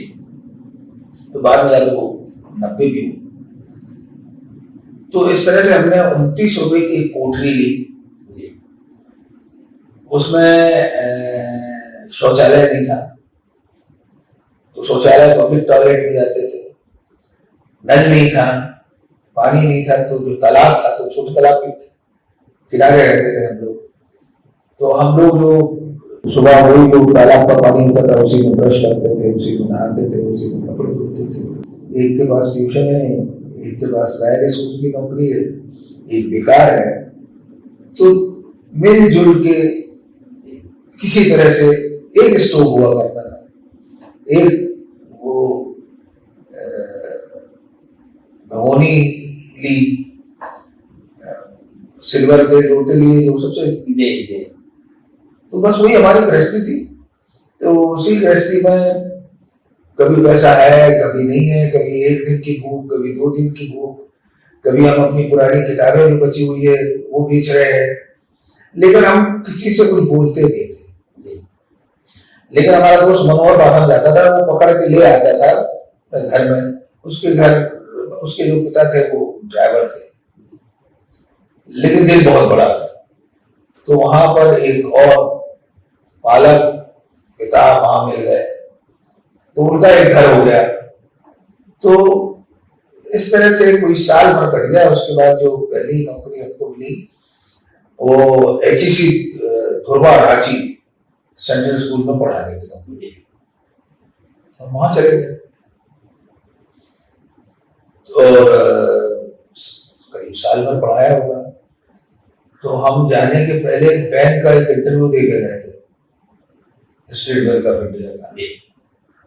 तो उसमें सिलेक्ट हो गए थे, तो उसका लेटर साल भर बाद आ गया, तो उसको छोड़ के स्टेट बैंक में आ गए। स्टेट बैंक में वो था मतलब आपातकाल का समय। तो हमारे साथ के जितने काम करने वाले लोग हमसे सीनियर थे, वो शाम को अपना सारा काम हमारे टेबल पे छोड़ के चले जाते थे।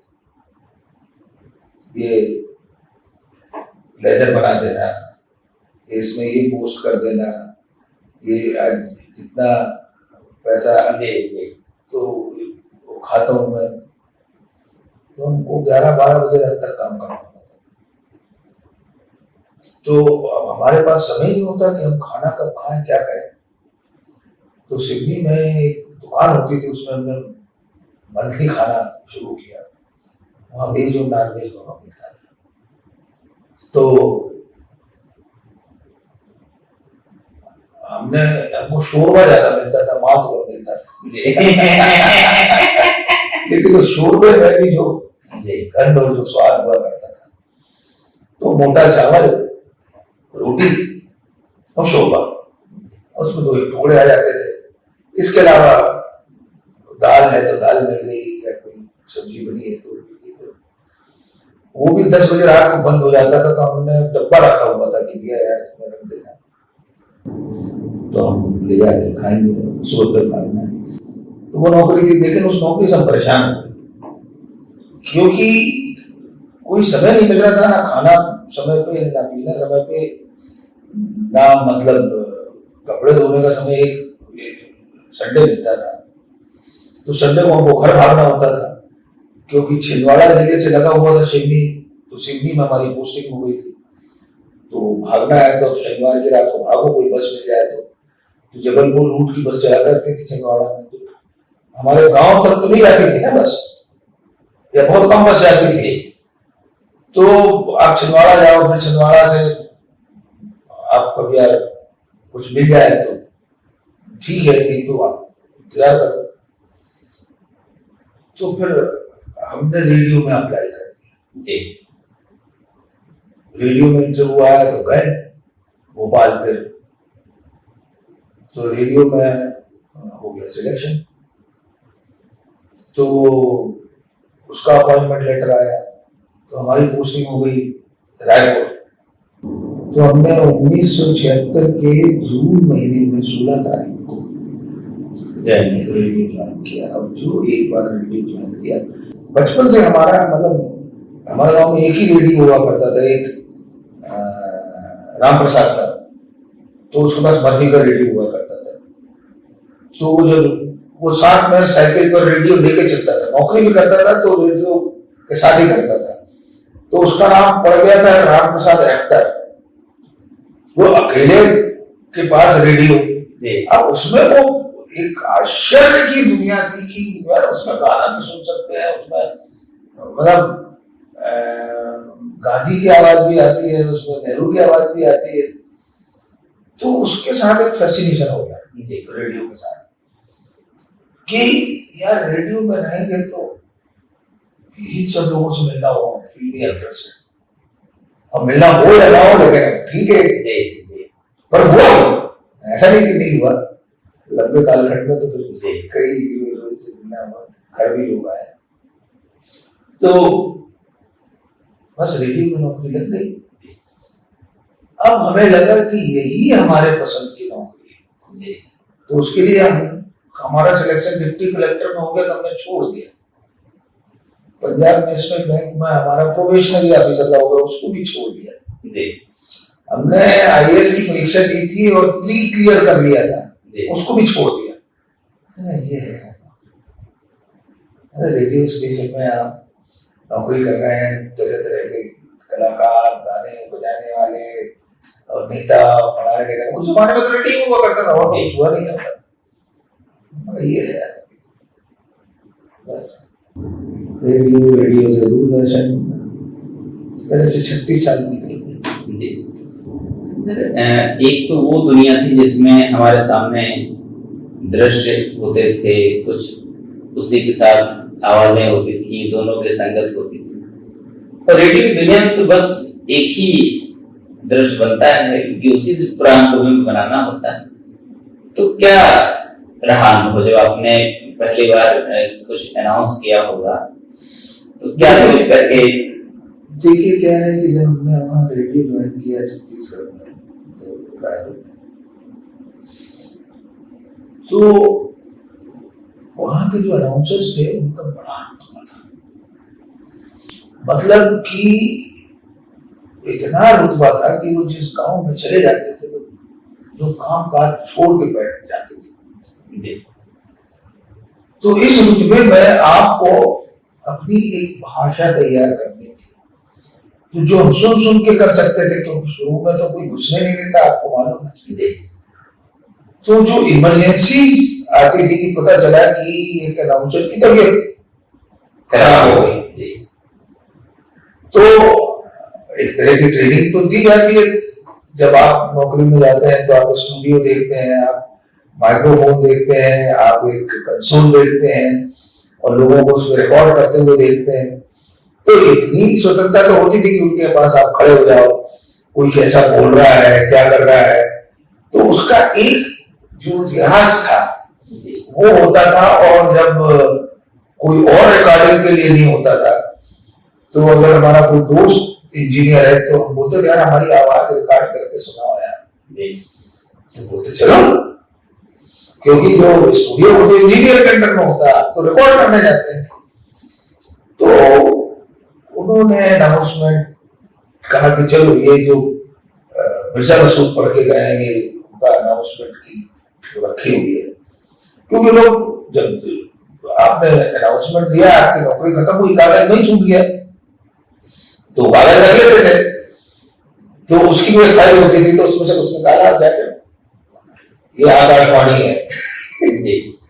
तो बस शुरू हो जाते थे बोलना, तो धीरे धीरे धीरे करके वो हो गया, और लोगों ने सुनी, यार इसकी आवाज तो अच्छी है, ये तो बहुत अच्छा बोलता है। तो इमरजेंसी में ड्यूटी लगने लगी। सुबह का जो ट्रांसमिशन होता था वो 3 घंटे का होता था, 6:30 बजे शुरू हुआ, 9:30 बजे बंद हो गया। उसमें क्लासिकल म्यूजिक का एक पूरा चंक होता था, आधा घंटा उसमें निकल जाता था। फिर भजने, सुबह भजन सुनाए जाते थे, भजन में निकल जाता था। फिर कुछ कृषि का होता था, कृषि सामयिकी, वो न्यूज वगैरह तो शाम को ही हुआ करती थी उस समय। तो ज्यादा अनाउंसमेंट नहीं होते थे सुबह के ट्रांसमिशन में। तो इमरजेंसी में वो करना शुरू किया, तो धीरे धीरे लोगों को आवाज बहुत अच्छी लगने लगी, तो चिट्ठियां आने लगी, फरमाइश होने लगी, या वो आवाज बहुत अच्छी है। क्योंकि आप सुबह हमारा एक चेक होता था 9:10 पर मधुरिमा का, वो होता था संगीत के साथ। तो जो थोड़ा बहुत लिखा पढ़ा है या कुछ कविता विता लिखनी शुरू कर दी थी रीजनल कॉलेज में, तो हम उनका उपयोग करते थे उसमें। तो वो लोगों को बहुत अच्छा लगता था, यार ये बिल्कुल अलग तरह का प्रोग्राम करता है। तो फिर हमको मतलब फिल्मी गीतों का प्रोग्राम जब मिलना शुरू हुआ, तो वो भी रात 10 बजे के बाद वाला मिलता था, भूले बिसरे गीत, इस तरह का कि रात के ट्रांसमिशन में भी अगर नहीं आया कोई अनाउंसर तो मिल जाता था पूरा, तो पूरा करते थे। तो ध्यान उसी पर रहता था, यार कि आज भूले बिसरे गीत है, आज भूले बिसरे गीत, आज फिल्मी गीत सुनाने का मौका मिलेगा। तो कंसोल होता है, तो उस समय तो एलपी और ईपी रिकॉर्ड वगैरह हुआ करते थे, उसका ऑपरेशन वगैरह आपने सब सीख लिया था। तो मैं जो अनाउंसमेंट करता था, तो जैसे एक गाना चला, गाने के बाद उसका जो इंटरल्यूड आता था, यानी कि जो संगीत बीच में होता था, और उसके बाद गाना शुरू होता था, मतलब एक एक पद होगा ना, तो उस इंटरल्यूड में जो फेडर होता था, फेडर को कम करके उस म्यूजिक चलते हुए म्यूजिक के ऊपर में बोला करता था, ड्यूरेशन करके। वो लोगों को बहुत अच्छा लगता था, यार इसमें कुछ है। तो इस तरह से यादें हैं, और मैंने बहुत कार्यक्रम किए।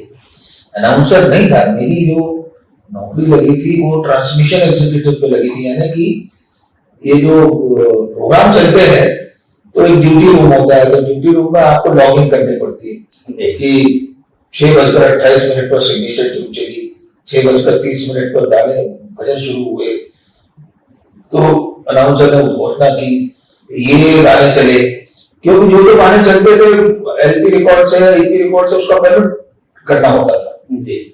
तो वो लॉगिंग का काम हम लोगों का होता था।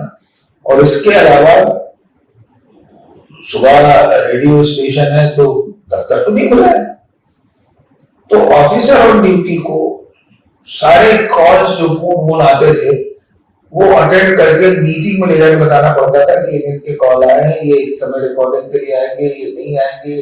तो वो जो एक पीआर टाइप की एक्सरसाइज थी, या दिल्ली से कोई खबर आ गई कि आज रात को प्रधानमंत्री बोलेंगे, तो पूरे प्रोग्राम चेंज हो जाते थे। तो वो वहां के रेडियो से एक चंक में अनाउंस होता था, और सब लोग अपने अपने यहाँ उसकी आप ब्रॉडकास्ट रिकॉर्डिंग करते थे, मतलब आपको रिकॉर्डिंग करनी होती थी। वो न्यूज में आ जाता था कि आज इतने बजे स्पेशल अनाउंसमेंट होगा, तो सारे स्पेशल अनाउंसमेंट रिकॉर्ड करो। तो मतलब आपने अपने का कितनी बढ़िया नौकरी है, सीधे प्राइम मिनिस्टर को सुन रहे हैं, उनको रिकॉर्ड भी कर रहे हैं, क्योंकि सारे बड़े लीडर्स की जो रिकॉर्डिंग्स है उनको करके रखना होता था। आप ब्रॉडकास्ट रिकॉर्डिंग करके आप अपनी लाइब्रेरी में रखो, ताकि आपका एक आर्काइव बनता जाए। तो इस तरह से सब हुआ। उर्दू सर्विस से मतलब दिलीप कुमार बोल रहे हैं, अरे क्या बात है, आज तो दिलीप साहब बोले। तो उर्दू सर्विस ट्यून करके सुन रहे हैं ट्रांसलेटर में यार। अरे यार लता जी बोलने वाली, तो ये जो सुख था वो सुख अपना था। जो ट्रांसमीटर था उसमें आप सचरा कोई भी रेडियो स्टेशन ट्यून कर लो, क्योंकि फ्रीक्वेंसी तो वहीं पर डाउनलोड होके आपका न्यूज चलना है या दिल्ली का कोई कार्यक्रम चल रहा है, कोई फीचर आ रहा है, कोई नाटक आ रहा है, वो तो बस इश्क हो गया रेडियो से, फिर नहीं छोड़ा। उससे पूरे हिंदुस्तान को भी आप देख रहे थे, समझ रहे थे कि हिंदुस्तान में क्या क्या हो रहा, मतलब पॉलिटिकली आप बहुत अवेयर हो जाते हैं। रेडियो की नौकरी में आपको मतलब सुबह से लेकर रात तक दुनिया में क्या हो रहा है वो सब पता होता था। अमेरिका में क्या हो रहा है, ये क्या हो रहा है, न्यूज तो होती थी। और अंग्रेजी की जो न्यूज होती थी उसमें देश विदेश की खबरों का भी एक चंक होता था,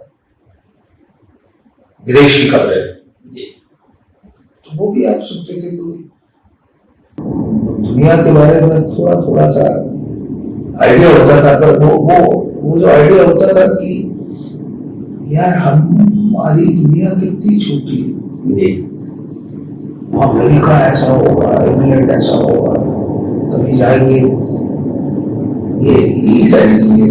जो संगीत से आपका जुड़ाव बना, उसमें रेडियो की जो भूमिका है उसको कैसे आप देखते हैं? देखिए सबसे पहले तो आपका जो परिचय होता है फिल्मी गीतों से होता है, वो तो बचपन से शुरू होता है। और फिल्मी गीतों में उस जमाने में मतलब वही 76 से शुरू हुए साल के बाद, मतलब मुझे तो 8वां दशक बना लो, तो 60s के गाने बहुत मशहूर थे। और उस जमाने में ये जो 3-4 हीरो थे, जैसे दिलीप कुमार, राज कपूर, देवानंद, इसका बड़ा असर था। और वहीदा रहमान, मधुबाला, और कॉमेडी वाला सेक्शन हो तो किशोर कुमार है, जालिमा कर है, महमूद है, गुरुदत्त की फिल्म है। इनका जो संगीत था आज के जैसा संगीत नहीं था। उस संगीत में एक तो कंटेंट के लेवल पर हमेशा जनता से कनेक्ट करने का एक साहित्य हुआ करता था। जमाने में गीतकार भी मंजूर सुल्तानपुरी और साहिल लुधियानवी और जानी सारा अख्तर और कैफी आजमी, मतलब इस तरह के लोग लिखा करते थे। उधर प्रदीप हुआ करते थे, आनंद बख्शी भी उस जमाने में बड़े मशहूर चले थे। तो ये लोग फिल्मों के दृश्य के हिसाब से लिखते थे और उसमें कुछ ना कुछ संदेश होता था। और मैंने खास तौर पर एक बात वो बहुत देर के बाद मुझे समझ में आई कि फिल्मी गानों को सुनते हुए आपके भीतर वो जो एक करुणा है, एक दुख है, एक श्रृंगार है, इसका संचार होता है। तो वहां से लगा यार ये गाने जो फिल्म के गाने होते हैं बड़ी चीज है, साहित्य है ये। तो उनको सुनते हुए भी कविता का एक संस्कार बना जो लोग स्वीकार नहीं करते हैं। और खासतौर पर जो लोग दुख दर्द की जिंदगी से निकल के आते हैं उनके लिए बहुत ताकत की तरह होते हैं फिल्मी गाने। मैं बहुत फिल्मी गाने गाया करता था, मैं सड़क पे चलता नहीं था तो फिल्मी गाने गाता था, जो रोज गाता था। तो जो मेरा भाई था वो मेरे साथ नहीं चलता था, बोले कि ये सारा गाते रहता है।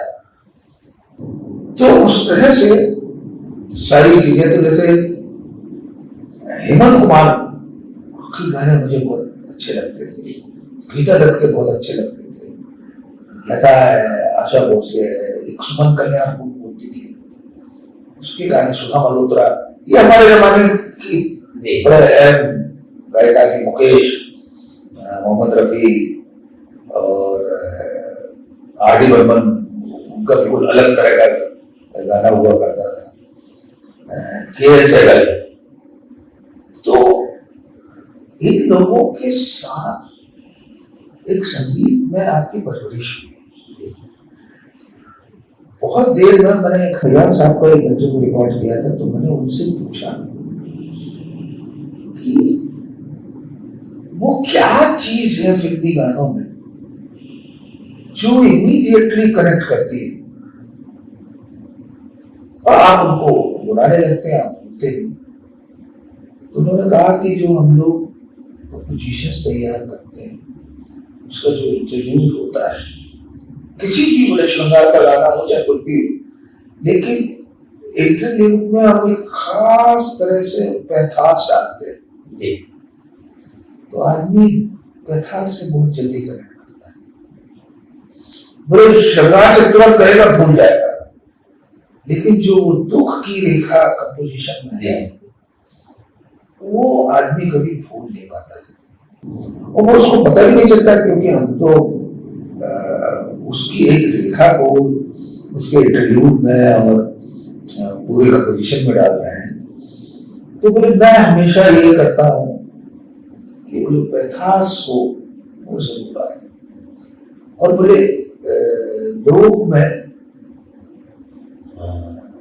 वैसे ही जिस तरह का जीवन है, पैथास है, लोग दुखी में तो सबसे ज्यादा है।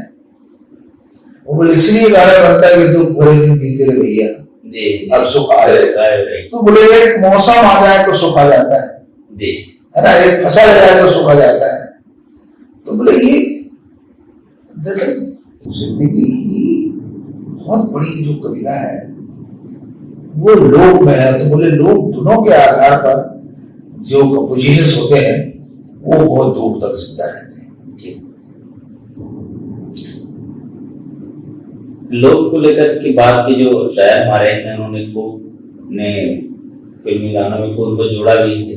गुलजार साहब तो काफी चीजों का उपयोग किया है। आपने जब इतने सारे लोगों को रिकॉर्ड कर रहे थे, तो क्या चीज होती थी जो सबसे ज्यादा अपील करती थी कि इसको बचाने की जरूरत है, इसको जरूर रिकॉर्ड करना चाहिए इन कलाकारों को करते हुए? दरअसल होता क्या है कि अकेला एक रेडियो था जी, इसके अलावा कोई प्लेटफॉर्म उस तरह का तो था नहीं। मतलब राज्यों की राजधानी में ये गतिविधियां, उत्सव, ये सब कुछ होता रहता था, लेकिन गांव के कलाकारों को तो सरकार उस तरह से नहीं पहचान सकती थी। तो सारे बड़े कलाकारों की पहचान रेडियो से हुई जी। चाहे वो बच्चे के रूप में रेडियो से जुड़ा हो, चाहे युवा के रूप में जुड़ा हो, चाहे जब हमारी रिकॉर्डिंग टीम्स आउटडोर में जाती थी तो हम आउटडोर में गीत वगैरह सब रिकॉर्ड करते थे। तो वो है या सुगम संगीत है, तो कोई ऐसा कलाकार मेरी स्मृति में नहीं आता कि जो रेडियो से ना जुड़ा रहा। एक तो ग्रेडेड आर्टिस्ट होते थे, मतलब आपको उस जमाने में रेडियो हुआ करता तो लोग अपने घर में अपना पद नाम नहीं लिखते थे, आकाशवाणी कलाकार, इसका बोर्ड लोगों के घर के सामने टंगा हुआ होता था। तो जिन लोगों की पहुंच नहीं हो सकती थी, मतलब स्टूडियो आना तो बहुत बड़ा ख्वाब हुआ करता था, तो रेडियो में उस जमाने में OD recording, outside broadcast recording, तो हम अपनी गाड़ी से मेट्रोन का रिकॉर्डर और तरह तरह के जो रिकॉर्डर आते वो लेके जाते थे। मोस्टली खेती बाड़ी या मजदूरों के कार्यक्रम या जो बुजुर्गों के कार्यक्रम या महिलाओं के कार्यक्रम, तो अब स्टूडियो में सब क्यों हो, तो निकल जाते थे 3-3, 4-4, 5-5 दिन के लिए। जहां जो कलाकार मिलता था तो उसको रिकॉर्ड कर लेते थे। और उसको सुनाते थे कार्यक्रमों में, स्पेशल आइडियाज कार्यक्रम में उनको सुनाया जाता था, खेती बाड़ी के कार्यक्रम चौपाल में सुना रहे हैं, या महिला कार्यक्रम है विद्या नाम से चलता था। मैंने बहुत सारे अच्छे अच्छे शीर्षक दिए तो उसमें चलता था। बच्चों को रिकॉर्ड करके लाए, युवाओं को रिकॉर्ड करके लाए, किसी कॉलेज में चले गए, किसी स्कूल में चले गए, तो जहां जो टैलेंट मिलता था उस टैलेंट को हम लोग रिकॉर्ड कर लेते थे। उनको लगता था कि हम तो रेडियो में हमारी आवाज आएगी, हमारा गाना आएगा। तो कैसा गाना आएगा, तो वो ये बोलते थे कि आपने रिकॉर्ड तो कर लिया, आपको सुनाओ, तो प्लेबैक करके उनको सुनाते थे। तो वो जो उनके चेहरे पे प्रसन्नता और वो जो खुशी होती थी, और वो आंखों में जो हम कुछ है, और फिर हमको एक दिन पहले अनाउंस करना पड़ता था उस कार्यक्रम में कि हम उस गांव में गए थे, वहां की रिकॉर्डिंग सुनाई जाएगी, पूरा गांव इकट्ठा हो जाता। तो जिन लोगों को जैसे बड़े बड़े कलाकार, चाहे मतलब तीजन भाई हो, चाहे सुबोध भाई खांडे हो, चाहे दुर्योधन प्रसाद दुबे हो, चाहे माधुरी शर्मा हो, चाहे सब पहले रेडियो में थे, फिर उसके बाद तो बहुत बड़े बड़े कलाकार हो गए, दुनिया इन्होंने होगी। तो पहली जो शनाख्त और पहला जो कार्यक्रम वो तो रेडियो से ही शुरू होता था। जब वहां पर कोई कलाकार मशहूर हो जाता था तब सरकार उनको अपने कार्यक्रम बुलाती थी, तो उनको रिकॉर्ड करना।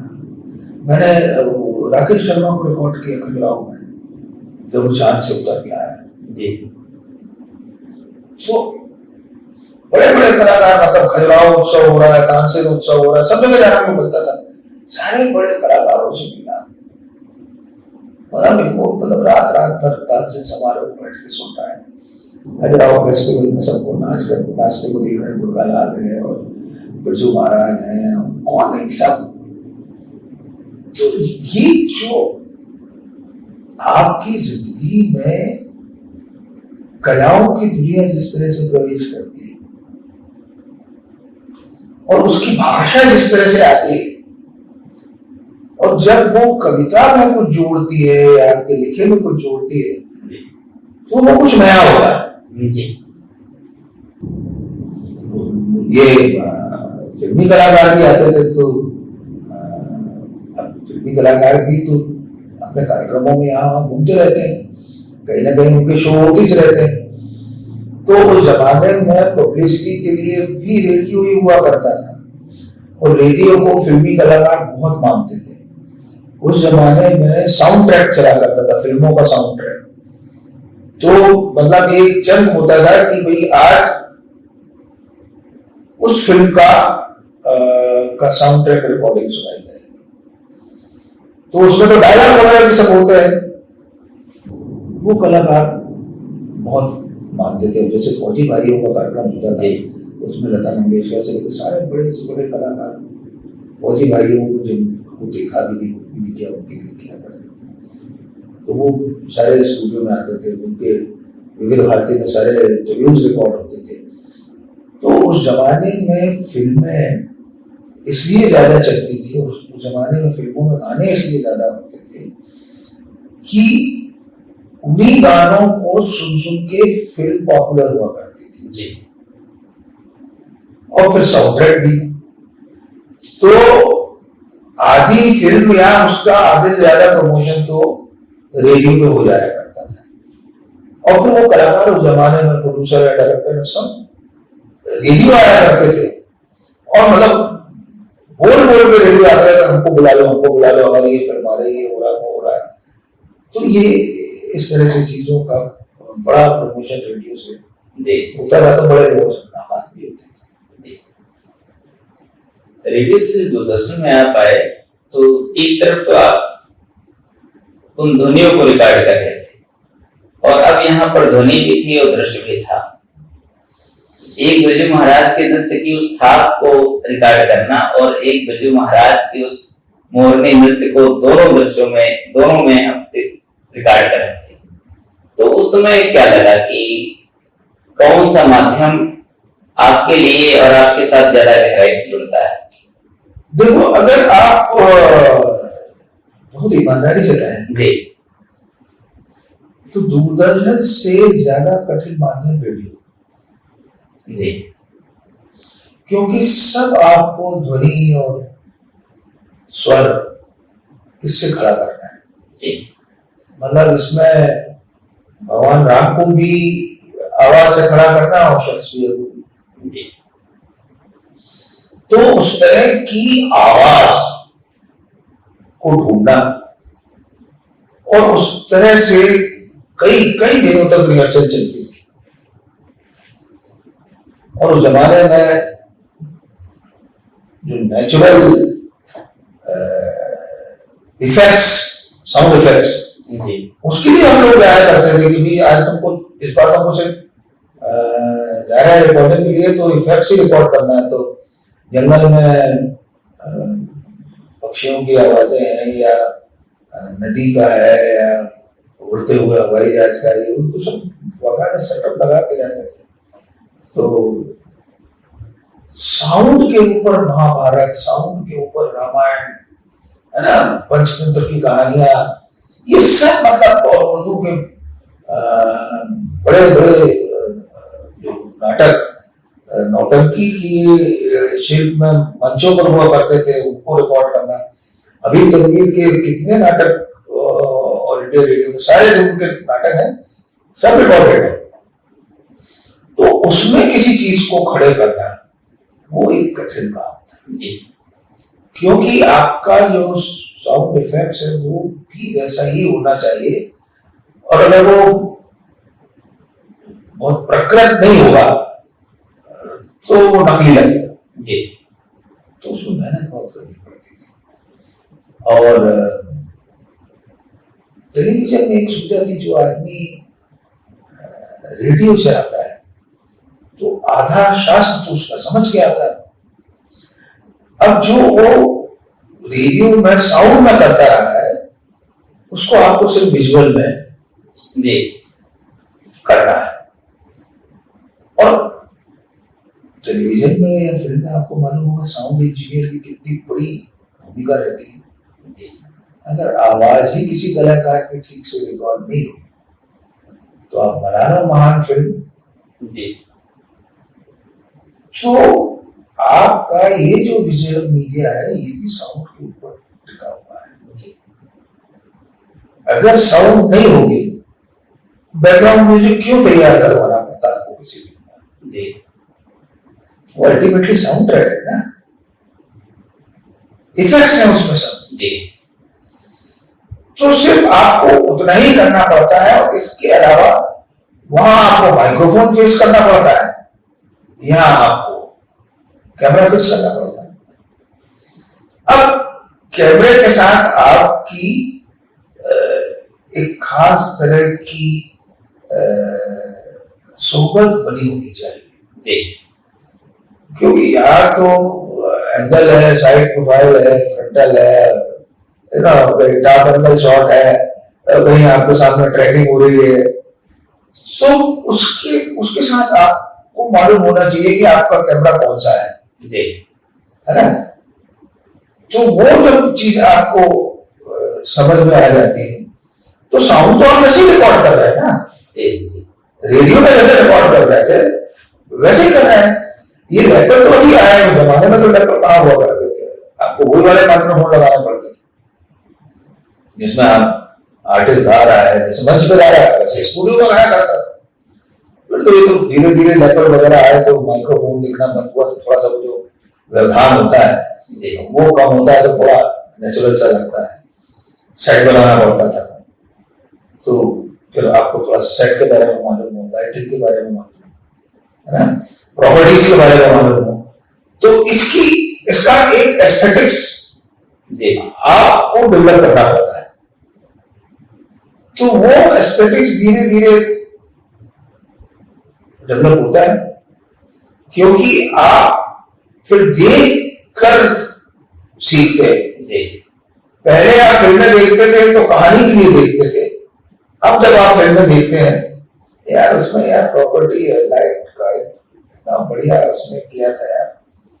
और वो वाला जो गाना था 1942 लव वाला, जिसमें ऊपर सफेद करात को पूरे दूर दूर तक लगा के सूरज का जो प्रकाश है उससे फिल्टर किया था, क्योंकि वो गर्मी के दिन थे, तो उस तरह से कुछ उसने किया था। या जिस तरह से गुरुदत्त की फिल्मों में एक लॉन्ग शॉट होता है और गुरुदत्त वहां से एंट्री लेते हुए, तो ये इस तरह से देखना आप शुरू करते हैं, तो आपका वो एस्थेटिक्स डेवलप होता है। और फिर जब आप अपने प्रोग्राम करते हैं तो आप देखते हैं कि ये तो छोटा सा तो मंच है 3 लोगों को बैठने का, तो यहाँ एक कोई फ्लावर पॉट होना चाहिए, या फ्लावर पॉट नहीं है तो कोई बैकड्रॉप में पेंटिंग हो, या एक कैनोपी खड़ी कर दी जाए।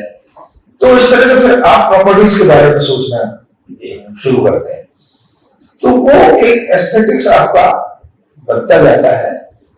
बाकी वहां पर जैसा रेडियो में आदमी बोलेगा वैसे ही तो दूरदर्शन में बोलेगा जी। लेकिन हाँ, जो जैसे अब म्यूजिक का प्रोडक्शन करना हो तो वो थोड़ा एलिब्रेट ढंग से आपको आना चाहिए, क्योंकि वहां पर फिर 3 कैमरा पे रिकॉर्डिंग होगी, तो जो प्रोड्यूसर है वो 3 कैमरा हैंडल करे। कई बार हमने जब वर्ल्ड मिलिट्री गेम्स हैदराबाद में किया था तो पहली बार 21 कैमरे लगाए थे, मैं उसका इंचार्ज हुआ करता। मैंने ओलंपिक है, एशियन गेम्स है, कॉमनवेल्थ गेम्स है, सब किए। स्पोर्ट्स का इंचार्ज मैं बहुत सालों तक रहा, तो वही मतलब बड़ी जटिल दुनिया होती है जहां पर 15-20 कैमरे आपको लगे और आपको मालूम हो कौन सा कैमरा कट करना है, कौन सा स्क्रीन पर आएगा, और मतलब वो इतने कम समय में देखना है कि जिसको आप कट कर रहे हैं वो फ्रेम में आ रहा है कि नहीं आ रहा है ना। तो ये जो सारी चीजें हैं, जब बॉल जा रही है तो बॉल को फॉलो करना है, तो वो कैमरे भी वो स्टैटिक उस पोजीशन में क्रिकेट में लगाए जाते थे, और वो हर जगह वो जो कैमरा पर्सन होता था वो उसी इलाके का उस्ताद होता था। कोई गली वाला है तो वो गली के शॉट का ही एक्सपर्ट है। तो ये सारी चीजें जो है वो धीरे धीरे अनुभव में आती है। आपने ड्रामा के प्रोडक्शन भी किया, आपने डॉक्यूमेंट्रीज भी बनाई, आपने कुछ फिल्में भी बनाई, किसी में असिस्ट किया, किसी में स्क्रिप्ट किया, तो वो सारी जो आपकी जो ट्रेनिंग है वो लगभग सारे विभागों की होती है, तो उससे आपका एक एस्थेटिक्स बनता है। फिर आपकी जो समझ है और आपकी जो डायरेक्शन की जो एबिलिटी है चीजें, तो फिर वहां से निकल के आते हैं कि आपने जो रोज का 2 कैमरा सेटअप में हो रहा है, 3 कैमरा सेटअप में हो रहा है, उससे अलग आपने क्या किया जी। और फिल्म तो आउटडोर का ही मामला होता है, इंडोर का मामला तो होता है। आपने कई सारे नगरों को देखा और लगभग हिंदुस्तान को आपने घुमा हुआ है, तो क्या चीजें हिंदुस्तान में देखने को मिली जो आपको अलग अलग रंगों का एहसास कराती? देखिए, सबसे पहले मैं भोपाल में शुरू करूंगा। दरअसल मेरी जिंदगी में जो शहरों का एक खाका जो बनता है वो भोपाल के साथ बनता है, और वो भी पुराने भोपाल के साथ। और मैंने भोपाल में रहते हुए ये तांगे वाले जितने होते हैं उनके साथ सवारी तो की, उनकी जिंदगी को बहुत नजदीक से देखा, और हिंदी और उर्दू के साथ मिलकर जो मेरी पहली कविता थी वो घोड़े वालों पर थी। उनकी एक जगह होती थी, उसका नाम था घोड़ा नक्कास। तो वो कविता कुछ इस तरह से शुरू होती है, घोड़ा नक्कास से ज्यादा उदास है कोई जगह इस शहर में यहाँ, घोड़ा नक्कास से ज्यादा उदास है कोई जगह इस शहर में यहाँ, घोड़े इतने कम दिखने में कि मरे बहुत, और इस तरह घोड़ा नक्कास मरा। न जाने किस किस की तलाश में गायब, बेतबाजों की तरह ढोलते गियाते, ढूंढते अपने पुराने कदरदान, याद दिलाते ताकि का नगवा भी मजा। लेकिन वक्त की बेरहम आंधी में लो गया कैफ का मोहल्ला गया, और वो बुनियादाई की गली भी गई। आखिरी सांसें हैं ये कल्चर की, अब वो अदब की दीवानगी कहाँ। ऊँगते खड़े हैं कुछ घोड़े वाले, और कुछ घोड़े हैं जिनका होना या ना होना अब कोई मानी नहीं रखता। कोई नहीं जाता उन तक, कोई नहीं जाता। इस तरह की वो कविता थी, थोड़ा सा भेद हो गया होगा। तो शहर को आप बिना कल्चर के नहीं जी सकते, बिना भाषा के नहीं जी सकते। हम लोग रात रात भर पटियों पर बिता देते थे, और पहलवानी के पटिए, अदब के पटिए, गाने वालों के पटिए, व्यापारियों के पटिए, ये जो आपके राष्ट्रपति हैं शंकर दयाल शर्मा, वो पटियों से निकले हुए हैं, इसलिए उनमें वो अदब की बात दिखाई देती है।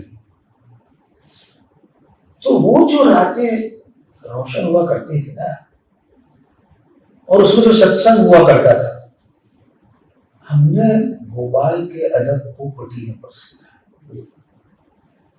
तो वो जो स्मृतियां हैं, उन स्मृतियों में रात को नमक वाली चाय का लुत्फ, चाय की एक घुंटी है, नमक वाली चाय बनती है, उसके साथ वो मीठे वाले खजूर बनते हैं, और उसके साथ आज की भाषा में कहा जाए तो रसरंजन भी चलता रहता था पटियों पर। तो उस सोहबत में बाहर के लोग कहते थे कि बिगड़ गया, पटियों पर बैठना शुरू किया, बिगड़ गया। लेकिन लोग पटियों पर बैठते क्यों थे, उसका रहस्य किसी को नहीं मालूम। इसलिए नहीं बैठते थे कि उनको इस तरह का सत्संग करना था। छोटे छोटे घर थे, ज्वाइंट फैमिलीज थी, एक घर में 3-3, 4-4 बहुएं हैं। एक ही कोई ऐसा कोना सुरक्षित होगा जिसमें आप प्रेम कर सकते हैं। तो बाकी लोग पटियों पर बैठे हुए हैं, कोई एक अंदर चला गया। तो इस तकलीफ को वो आदमी नहीं समझ सकता जो पटिये के कल्चर्स को एक खास निगाह से देखता है। तो शहर को ऐसे जिया जाता है कि घर के अंदर तक जो सांसें चल रही हैं, जो धड़कने हैं, जो एक तरह उस तरह की आवाजों का सौंदर्य है, नहीं समझ सकते लोग। तो जिंदगी के मानी बदल जाते हैं आपके किसी शहर को देखने की। एक तरफ तो आप सीख रहे हैं, उस कल्चर को सीख रहे हैं, उस जुबान को सीख रहे हैं, उसकी जो मिठास है उसमें आप डूबे हुए हैं। उसके साथ साथ उस शहर का एक इतिहास उन पटियों पर धीरे धीरे धीरे धीरे रोशन होता है, और वो आपकी चेतना पे छा जाता है। तो आज भी जब मैं भोपाल को याद करता हूं, बचे कुचे से तांगे वाले हैं, लेकिन जाके अगर कोई बचा हुआ मिल जाता है तो उस पर बैठने का मन करता है, उसको घूमने का मन करता है। लेकिन अब बहुत कम हो गया। फर्राटे भरते ऑटो मिनी बसों के बीच गई वो मस्तियां, वो बदमस्तियां गई। तो ऐसा है। इसी तरह से मैं जितने शहरों में गया, हर शहर के बारे में मेरी कविता है, क्योंकि मैंने उस शहर को जिया। जैसे दिल्ली में ही करीब करीब 50 गांव हैं, लोगों को मालूम नहीं।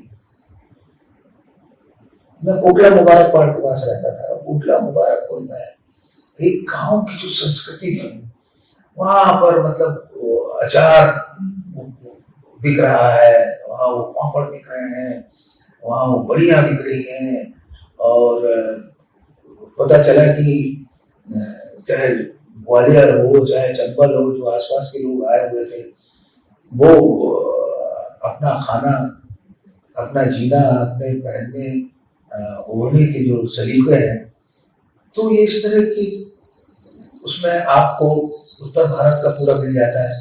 आप निजामुद्दीन के इलाकों में जाए तो वहाँ पर पुरानी जो संस्कृति है, मुस्लिम संस्कृति है, जहाँ पे निजामुद्दीन की मजार है, वो सब मिल जाएगा। तो ये जो शहर को जीना है, या आप चांदनी चौक चले जाइए, जामा मस्जिद चले जाइए, जब आप जाते हैं तो जामा मस्जिद की जो सीढ़ियाँ हैं उसके ऊपर परिंदे बैठे हुए हैं, आप परिंदों के बीच से जा रहे हैं, परिंदे उड़ रहे हैं, वहां से अजान सुनाई दे रही है। तो ये जो सारी चीजें हैं, ये दरअसल क्या है कि शहर में वहां की जो जिंदगी है, या जो जिंदगियां हैं, जब तक उनके साथ आप घुल मिल नहीं जाते ना, तब तक वो शहर, उसकी रवायत, वो आपकी भाषा में आती है। आप जब बात करते हैं तो ऐसा लगता है कि पूरा एक कंपोजिशन चल रहा होता है। जैसे आपने चांदनी चौक की बात की, सीढ़ियों की बात की, परिंदों की बात की, अजान की बात की, तो सब कुछ मिलकर के पूरा बिंब बनता है। वो मेरी एक सिनेमैटिक लैंग्वेज भी है जी, क्योंकि मैंने उस मीडियम में काम किया है ना, तो मैं दृश्यों में, मैंने जैसे बताया था, मैं दृश्यों में सोचता हूँ। मेरी कविता वस्तुतः दृश्य कविता है।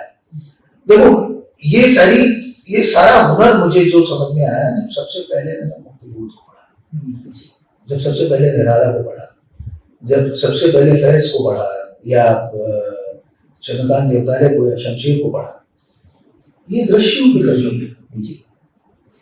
और वो जिस तरह से दृश्य खड़ा करते हैं, मतलब आपको हैरत होगी। जैसे मुक्तिबोध की अंधेरे में या ब्रह्म राक्षस, इस तरह की कविताएं आप जब पढ़ेंगे तो देखिए उसमें आलोचना में जो कोटेबल कोट्स आते हैं, वो 4 से 8 लाइन्स के होंगे, अभिव्यक्ति के सारे होंगे, लेकिन उस 90 कविता में 90 से 95% थी सिर्फ दृश्य।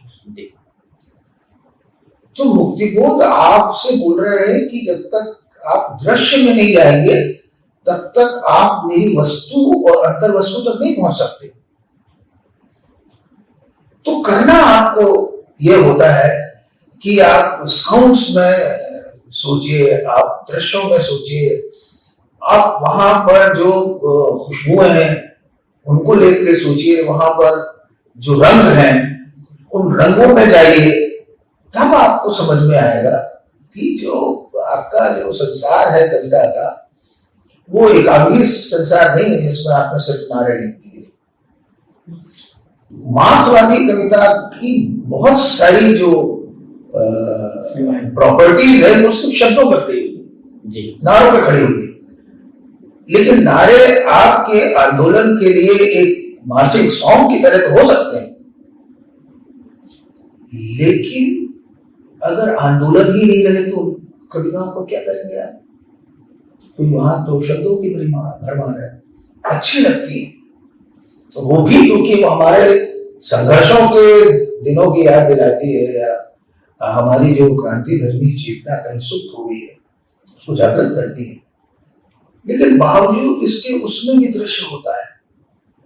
मार्चिंग सॉन्ग्स में जो लोगों के की जो मतलब एक भीड़ है, जो तय जाता है, जैसे मुक्तिबोध की कविता में वो जुलूस की प्रोसेस जी, मशाल लिए वो वो बात है। ये मतलब सिर्फ वो नहीं है जहां आपने एक ख्याल आया और कुछ शब्द आए, आपके पास एक छंद भी है तो आपने लिख दिया। तो कुछ कविताएं रियाज की होती हैं, जहां हम वस्तु को अपने रियाज से बांधते हैं, उनको एक मानी देते हैं, एक विचार कविता जिसको आप कह सकते हैं। लेकिन उसके तरफ पैरेलल लोक में जो कविता है, वो चाहे नागर लोक हो, चाहे हमारा ग्रामीण लोक हो, वहां से जो आपको मिलता है कविता वहां होती है जी। क्योंकि वहां आप किसी की आंख से झरता हुआ आंसू भी देखते हैं, किसी की चीख भी सुनते हैं और अपने सामने किसी की होती हुई हत्या भी देखते हैं। इसलिए वहां जो पूरी कायनात है वो कायनात एक तरह से संगत करती है इन तमाम चीजों के साथ। मतलब हत्या में भी जिस तरह का एक साउंड का मामला खड़ा होता है, चीखें हैं, रो रहा है कोई, मार दिया गया है, सारे लोग इकट्ठे हैं, तो जो साउंड के साथ जो खड़ा होता है वह शब्द नहीं है। तो एक कवि को वो पकड़ना, तब कहीं उसकी कविता बिना नरेटिव के भी एक चीज को नरेट करती है। मेघा नरेटिव इसलिए तो अंधेरे में है, या ब्रह्म राक्षस का शिष्य है, या मतलब आप उससे इनकार कर लें, जैसे धूमिल की है ना, यह अकेले की लंबी कविता है, लेकिन उसमें वो चीजें दिखती है जहां पर दृश्य और साउंड और इस तरह तमाम चीजें खड़ी हुई। तो कविता में मुझे लगता है कि वो दृश्य के भीतर से निकल के आनी चाहिए, साउंड्स के भीतर से निकलनी चाहिए, जो आपके आसपास फैला हुआ वस्तु का संसार है और वस्तु के संसार की तहों में भी जो अंतर वस्तु है, जो सबसे बड़ा विचार बन रही है, उसमें कहीं देखने की एक सलाहियत, एक निगाह आपने होनी चाहिए। सर थोड़ा सा और आगे बढ़ते हैं। जो आप ज्ञानपीठ में आए तो नया ज्ञानोदय पत्रिका में कई सारी नई चीजें पढ़ने को मिली, जैसे कि पुरखों के कोठार से, जैसे वाद शुरू हुआ, ऐसे कला को लेकर के कुछ नई बातें उसमें आती हैं। मैं हमेशा ये चाहता था कि जो हमारी नई पीढ़ी है, नई पीढ़ी को पुरानी पीढ़ी की जो पूंजी है उसके बारे में मालूम नहीं है। इसलिए मैंने पुरखों के कोठार है, आकर है, शब्द निवेश है, न जाने कितने कॉलम नए शुरू किए, कथा के भी, कथितर के भी, कविताओं के भी। मैंने पहला ही अंक सरहद पर निकाला था, तो पहला अंक था, उसमें कोई अंक ही नहीं दिया था। तो मेरी चेष्टा ये होती है, एक तो वो जो अलक्षित इलाके हैं जहां पर का साहित्य छूटा हुआ है उसको केंद्र में लेकर आए, और इसके साथ पुरखों का साहित्य भी कहीं ना कहीं उसका एक हिस्सा हो, ताकि पुराने और नए के बीच में एक पुल भाषा का भी बने, वस्तु का भी बने, और उस समझदारी और उस इतिहास का बने जिससे हम अवगत नहीं। इसलिए मैं कोशिश करता हूं, जैसे कि अभी जो मैं अंक निकालने वाला हूं कविता का, उसमें 27 साल पहले नारायण सुर्वे का एक इंटरव्यू लिया गया था जो आज तक प्रकाश में नहीं आया। अच्छा। तो 6 महीने में लगा रहा हरि मृदुल के पीछे कि तुमने किया था, निकालो। अब वो खोज रहा है और एक दिन मिल गया, और वो जो इंटरव्यू आया है, तो 27 साल पहले नारायण सुर्वे जो सोच रहे थे वो आज भी इतना मौजूद है कि जैसे कि आज ही की बात कविता के लिए की जा रही है। तो जो पुरखे हैं हमारे, उनकी जो दृष्टि थी खाली मुहावरे नहीं, सही में दूरदृष्टि थी। वो अपने आने वाले समय को जिस तरह से देख रहे थे उस तरह से आज देखना मुहाल है, क्योंकि आप इतनी तीव्र भागा भागी और मारा मारी की जिंदगी में है कि ठहरने का समय नहीं। मैं किसी शहर में ठहरता, इतनी सारी देशों की यात्राएं की, जो छोटी छोटी मेरी यात्राएं थी उनके ऊपर मैंने कुछ नहीं लिखा प्रमोद, इसलिए कि मैं उसको जी नहीं पाया। एक अकेला मेरा आपको अखबार मिलेगा, वो मिलेगा रूस का, जहां मैं 15 दिन के लिए गया था दिसंबर में, और आप सोच सकते हैं दिसंबर में क्या बर्फ होगी, -40 डिग्री में। मेरे पास वहां के पहनने वाले जूते नहीं थे, मेरे पास गर्म वो जो होता है वो भी नहीं था। जो जैकेट हम लोगों के दिल्ली के बाजार में मिलती है, वही लेके चलेगा। और वो भी मतलब पुराने इलाकों में जो वहीं से आती है, जी तो आसमां में लगती है सब। तो उसमें से एक जैकेट ली जो जरा थोड़ा मजबूत वाली थी, उसमें मैंने बर्फ में पूरे 15 दिन लगभग चलते हुए, और अनिल जल्दी से दारू नहीं पीता, उसके घर में दारू रखी है और पिला नहीं रहा, तो मैं पूछ ही नहीं रहा उससे, और मतलब ठंड लग रही है, तो सिर्फ कॉफी के ऊपर 14 दिन निकाले, और 15वें दिन मैंने कहा यार अब बहुत हो गई, साले तुम्हें आया हूँ और मतलब यहाँ की वोदका नहीं पिलाई तुमने। अरे बोले यार ये सब रखी है कि तेरे को बोलना था, मैं तो पीता नहीं। अरे मैंने कहा तेरे में तो थोड़ा सा होनी चाहिए पिलाने की। फिर उसके बाद आखिरी दिनों में वोदका पीते हुए, और मतलब तॉल्स्टॉय के वहां चले गए, तो चेखव, पुश्किन और ये सब जगह घूमा उसी बर्फ में, क्योंकि शहर को जीने की तमन्ना थी जी। और फिर मैंने सिर्फ उस बर्फ के ऊपर लिखा, उसके फील के ऊपर लिखा, बाकी चीजें छूट गई क्योंकि वही खूब केंद्रीय था। तो वो मेरी एक किताब में, एक डायरी में एक हिस्सा है। तो जीने का जो अंदाज है ना, वो तो फकीरी में फकरी में आता है। मतलब वो टाई सूट फला ठिकाना उसमें नहीं आता, बंधे मतलब आप अपने कपड़ों से भी मुक्त हो जाइए, तब वो बात होती है। तब अगर बर्फ गिर रही है तो उसका जो इतना -40 का जो शीत का वाला मामला है, वहीं से मेरी कविता की एक पंक्ति थी, कविता जल में अग्नि, आपके भीतर जो अग्नि थी उसने आपको बचा लिया। तो चलो -40 में आप बचे। जब आप घर के दरवाजे को खोलते थे तो इतनी बर्फ गिर चुकी होती थी कि दरवाजा बंद नहीं होता, नहीं बंद हो जाता था, खुलता नहीं था।